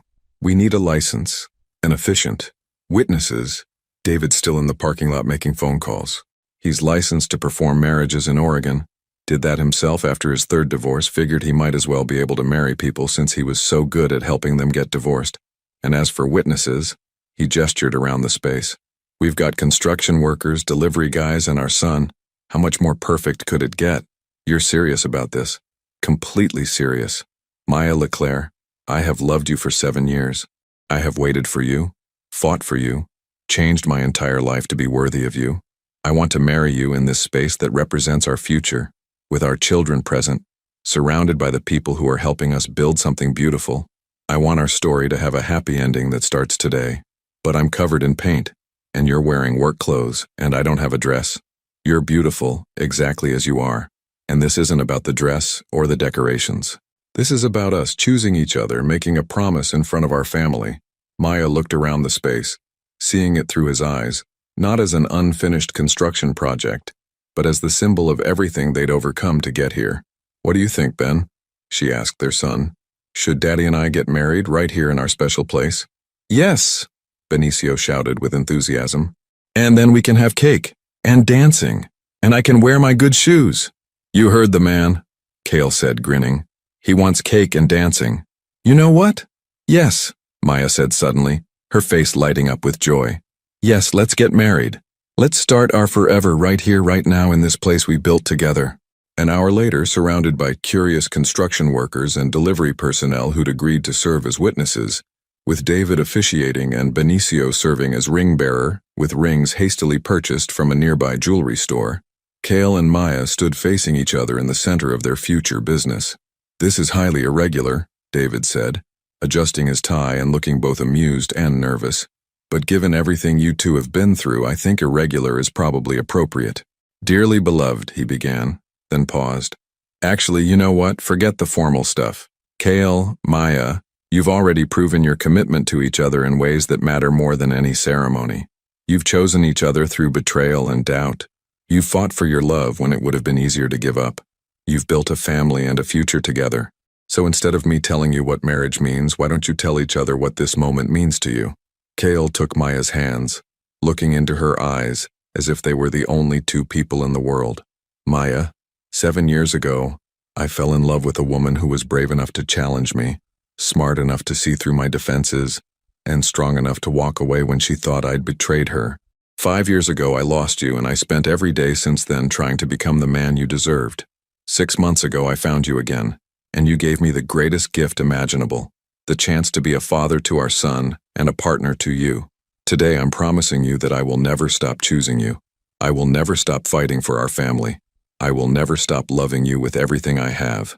You are my heart, my home, my forever. Maya was crying openly now, but her voice was strong and clear. Cale, you turned your entire world upside down for me and Ben. You gave up everything you'd built to be part of our small, complicated life. You taught me that love isn't just a feeling. It's a choice you make every day. You've shown me what it means to be truly partnered with someone, to have someone who will stand with you no matter what storms come. And now you've given me another baby, another chance to build something beautiful together. I promise to trust you even when my fears tell me not to. I promise to choose love over doubt, hope over cynicism, us over anything else the world tries to throw at us. You are my partner, my love, my family. Do you have rings? David asked. They exchanged simple bands, nothing fancy or elaborate, but perfect for this moment. Then, by the power vested in me by the state of Oregon, and witnessed by this unique assembly, David gestured to their unconventional wedding party, I now pronounce you husband and wife. Cale, you may kiss your bride. The kiss was interrupted by Benicio's cheering and the applause of their makeshift congregation. When they broke apart, both were laughing through their tears. So, Maya said, looking around at the space that was now forever marked as the place where they'd become a family, in the truest sense. What do we do now? Now, Cale said, scooping up Benicio with one arm and pulling his wife close with the other. We build everything we've ever dreamed of, together, as the sun set over Portland, casting their activity center in warm light, the newest Mr. and Mrs. Donovan stood surrounded by the evidence of dreams becoming reality, the business they'd created as partners, the son who'd brought them together, the baby growing inside Maya that represented their faith in the future, and the love that had survived everything the world had thrown at it. It had taken 7 years, 2 separations, countless obstacles, and the machinations of people determined to destroy them, but they'd finally gotten their happy ending, and this time nothing would ever tear them apart again. 2 years later, the Donovan Family Activity Center buzzed with the joyful chaos of a Saturday morning. Children's laughter echoed from the pool area where Cale was teaching a group of 6-year-olds advanced swimming techniques, while in the main hall, Maya led a Mommy and Me yoga class for new parents struggling to find balance in their changed lives. From her office overlooking the activity floor, Maya paused in her work on the center's expansion plans to watch her husband demonstrate proper diving form. At 38, he moved through the water with the same confidence he'd once brought to boardrooms, but there was something different now, a lightness, a genuine joy that had been missing during his corporate years. At 34, Maya had found her own confidence too, no longer the uncertain woman who'd once doubted her worth. "Daddy's really good at swimming," said a small voice behind her. Maya turned to find 6-year-old Benicio standing in the doorway, holding the hand of his 18-month-old sister, Isabella. Both children had inherited their father's dark hair and their mother's green eyes, creating a perfect blend of their parents' best features. "Yes, he is," Maya agreed, lifting Isabella onto her hip, while Benicio climbed into the chair beside her desk. "Remember when he first taught you?" "At the resort in Florida," Benicio said with the precision of a child who'd heard this family story many times. "You cried when you saw him because you thought he was just pretend, but then you found out he was real." "Something like that," Maya laughed. The story had been simplified over the years, edited for young ears, but the core truth remained. Sometimes the most important things in life come disguised as coincidences. "Mama! Dada!" Isabella pointed toward the pool, where Cale had spotted them through the glass and was waving enthusiastically while maintaining his demonstration. "Yes, sweetheart. That's Daddy being silly," Maya said, waving back. "Just like always." The morning progressed with the comfortable rhythm they'd established over the past 2 years. Cale finished his swimming lessons and transitioned to leading a father-son sports class, while Maya managed the business side of operations and supervised the volunteer program they'd developed for single parents needing childcare support. At lunch, the family gathered in the small cafe area of the center, sharing sandwiches and watching the community they'd helped create flourish around them. Local families had embraced the center beyond their wildest dreams, and they'd recently been approached about franchising the concept to other cities. "So, Portland City Council officially approved the second location," Maya said, reviewing her notes from the morning's phone calls. "Construction can start next spring." 2 locations, Cale mused, cutting Isabella's sandwich into the tiny pieces she preferred. "Remember when this was just a crazy idea we discussed on your apartment balcony? I remember you being terrified I was going to say no to the whole business partnership thing," Maya teased. "I was terrified you were going to say no to a lot of things," Cale replied, meeting her eyes across the table with a look that still made her heart skip after all these years. "Daddy, tell me the story about how you decided to love us more than money," Benicio requested, settling into his father's lap with the casual confidence of a child who'd never doubted his place in the world. It was his favorite story, requested at least twice a week, and Cale had perfected the telling over time. "Well," Cale began, launching into the familiar narrative, "there was once a man who thought the most important thing in the world was building a big, successful company." As he spoke, Maya watched their son's face light up with interest, the same way it had hundreds of times before. But today, something about the moment felt particularly significant. Maybe it was the afternoon light streaming through the skylights, illuminating their small family gathered around a simple table in the business they'd built together. Maybe it was the sight of Isabella contentedly babbling to herself while playing with her toy blocks. Or maybe it was the realization that this ordinary Saturday afternoon represented everything she'd ever dreamed of, but hadn't dared to hope for. And so the man realized that having all the money in the world didn't matter if he didn't have the people he loved to share it with, Cale was concluding. So he chose love instead. "And then you found us," Benicio added triumphantly. "And then I found you," Cale confirmed, pressing a kiss to the top of his son's head. "The most important discovery of my life." Later that afternoon, after the center had closed and the family had returned to the house they'd bought 6 months earlier, a comfortable 4-bedroom in a neighborhood with excellent schools and a backyard perfect for playground equipment, Maya found herself reflecting on the journey that had brought them here. The house was nothing like Cale's former Boston penthouse, but it was everything they needed. Children's artwork covered the refrigerator, Toys were scattered across the living room and the walls echoed with the constant noise of a growing family. It was chaotic and imperfect and absolutely wonderful. "Penny for your thoughts," Cale said, joining her on the back porch where she was watching Benicio push Isabella on the swing set he'd installed last summer. "Just thinking about choices," Maya replied, settling against his side as naturally as breathing. "About all the moments in our lives when we could have chosen differently. Any regrets? Not one. Even the painful parts led us here. Even Jessica's manipulation? Even the 5 years we lost?" Maya considered this seriously. Even those things.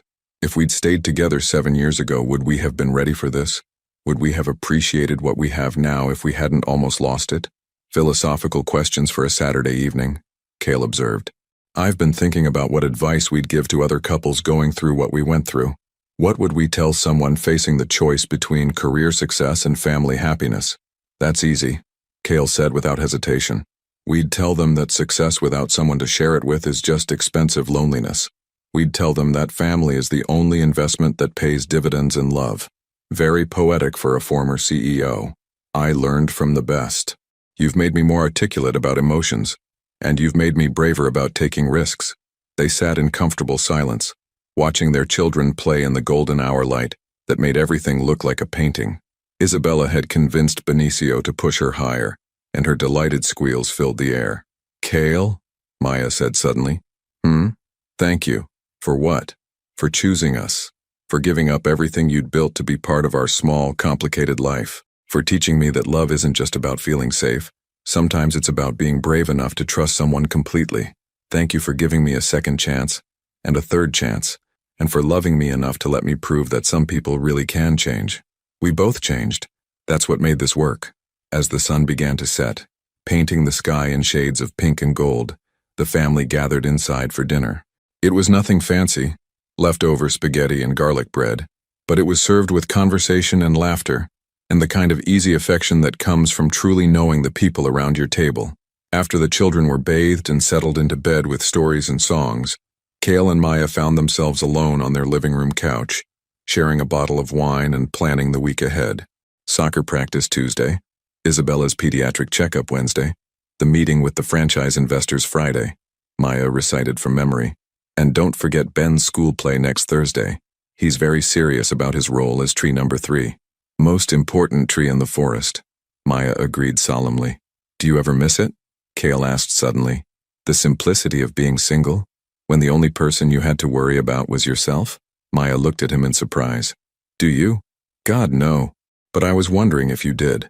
This life we've built, it's beautiful, but it's not easy. There's always someone who needs something, always a crisis to manage.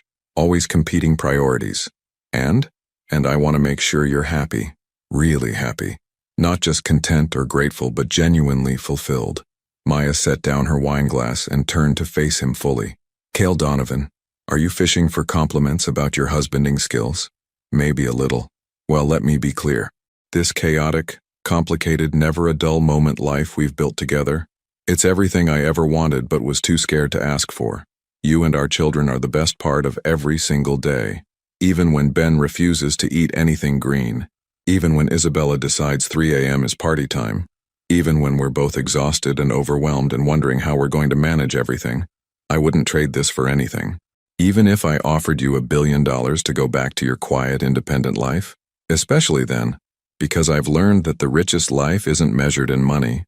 It's measured in moments like these. In children's laughter. In shared dreams, in the privilege of building something meaningful with someone you love completely. So no regrets about the CEO's wife who gave up her quiet life for chaos and children? None whatsoever. How about you? Any regrets about the billionaire who gave up his empire for sandbox castles and soccer practices? Only one. Maya's eyebrows raised. "Oh? I regret that it took me so long to realize what really mattered. I regret all the years I spent thinking success meant being the most powerful person in the room, instead of being the most loved person at the dinner table. Well, you figured it out eventually, and you've more than made up for lost time. Have I? Sometimes I look at Ben and think about all the moments I missed in those first 4 years. His first steps, his first words, all those bedtimes when he needed his dad and I wasn't there. But you're here now, and you'll be here for everything going forward. That's what matters. Promise me something, Kale said, pulling her closer. Anything. Promise me that if I ever start taking this for granted, if I ever forget how lucky I am to have this family, you'll remind me. Even if it means having a difficult conversation or making me face uncomfortable truths. I promise. But Kale, I don't think you're in danger of forgetting. The way you look at our children, the way you prioritize family time, the way you've structured our business to support other families. You're not the same man who used to work 18-hour days without thinking twice about it. People don't really change that much, do they? I think people reveal who they really were all along. You were always capable of this love, this devotion. You just needed the right reason to let it out. As they prepared for bed that night, Maya caught sight of them in the bathroom mirror, two people who'd been through fire together and emerged stronger. Kale was brushing his teeth while simultaneously helping Isabella, who'd woken up and refused to go back to sleep without both parents, wash her hands, while Maya braided her hair and mentally planned the next day's schedule. It wasn't glamorous. It wasn't the stuff of romantic movies, but it was real, and it was theirs, and it was perfect in its imperfection. You know what I think? Maya said as they finally settled into bed. Isabella contentedly nestled between them, a battle they'd long since stopped fighting. What's that? I think some love stories aren't meant to be simple. I think the best ones require you to fight for them, to choose them over and over again, to grow into the kind of people who deserve that love. Is that what we did? That's exactly what we did, and we're still doing it every day. Every day, Kale agreed, reaching across their sleeping daughter to take his wife's hand. As they drifted off to sleep in their comfortable, imperfect, absolutely wonderful life, both of them carried the same thought. They'd made the right choice. Every difficult decision, every sacrifice, every moment of uncertainty had led them here, to this bed, in this house, with these children, building this life together. Love had indeed conquered all. Outside, Portland slept peacefully, unaware that in one small house in a quiet neighborhood, a family was living proof that sometimes the most extraordinary stories begin with the simplest choice, to put love first, always. And in the morning, they would wake up and choose each other all over again.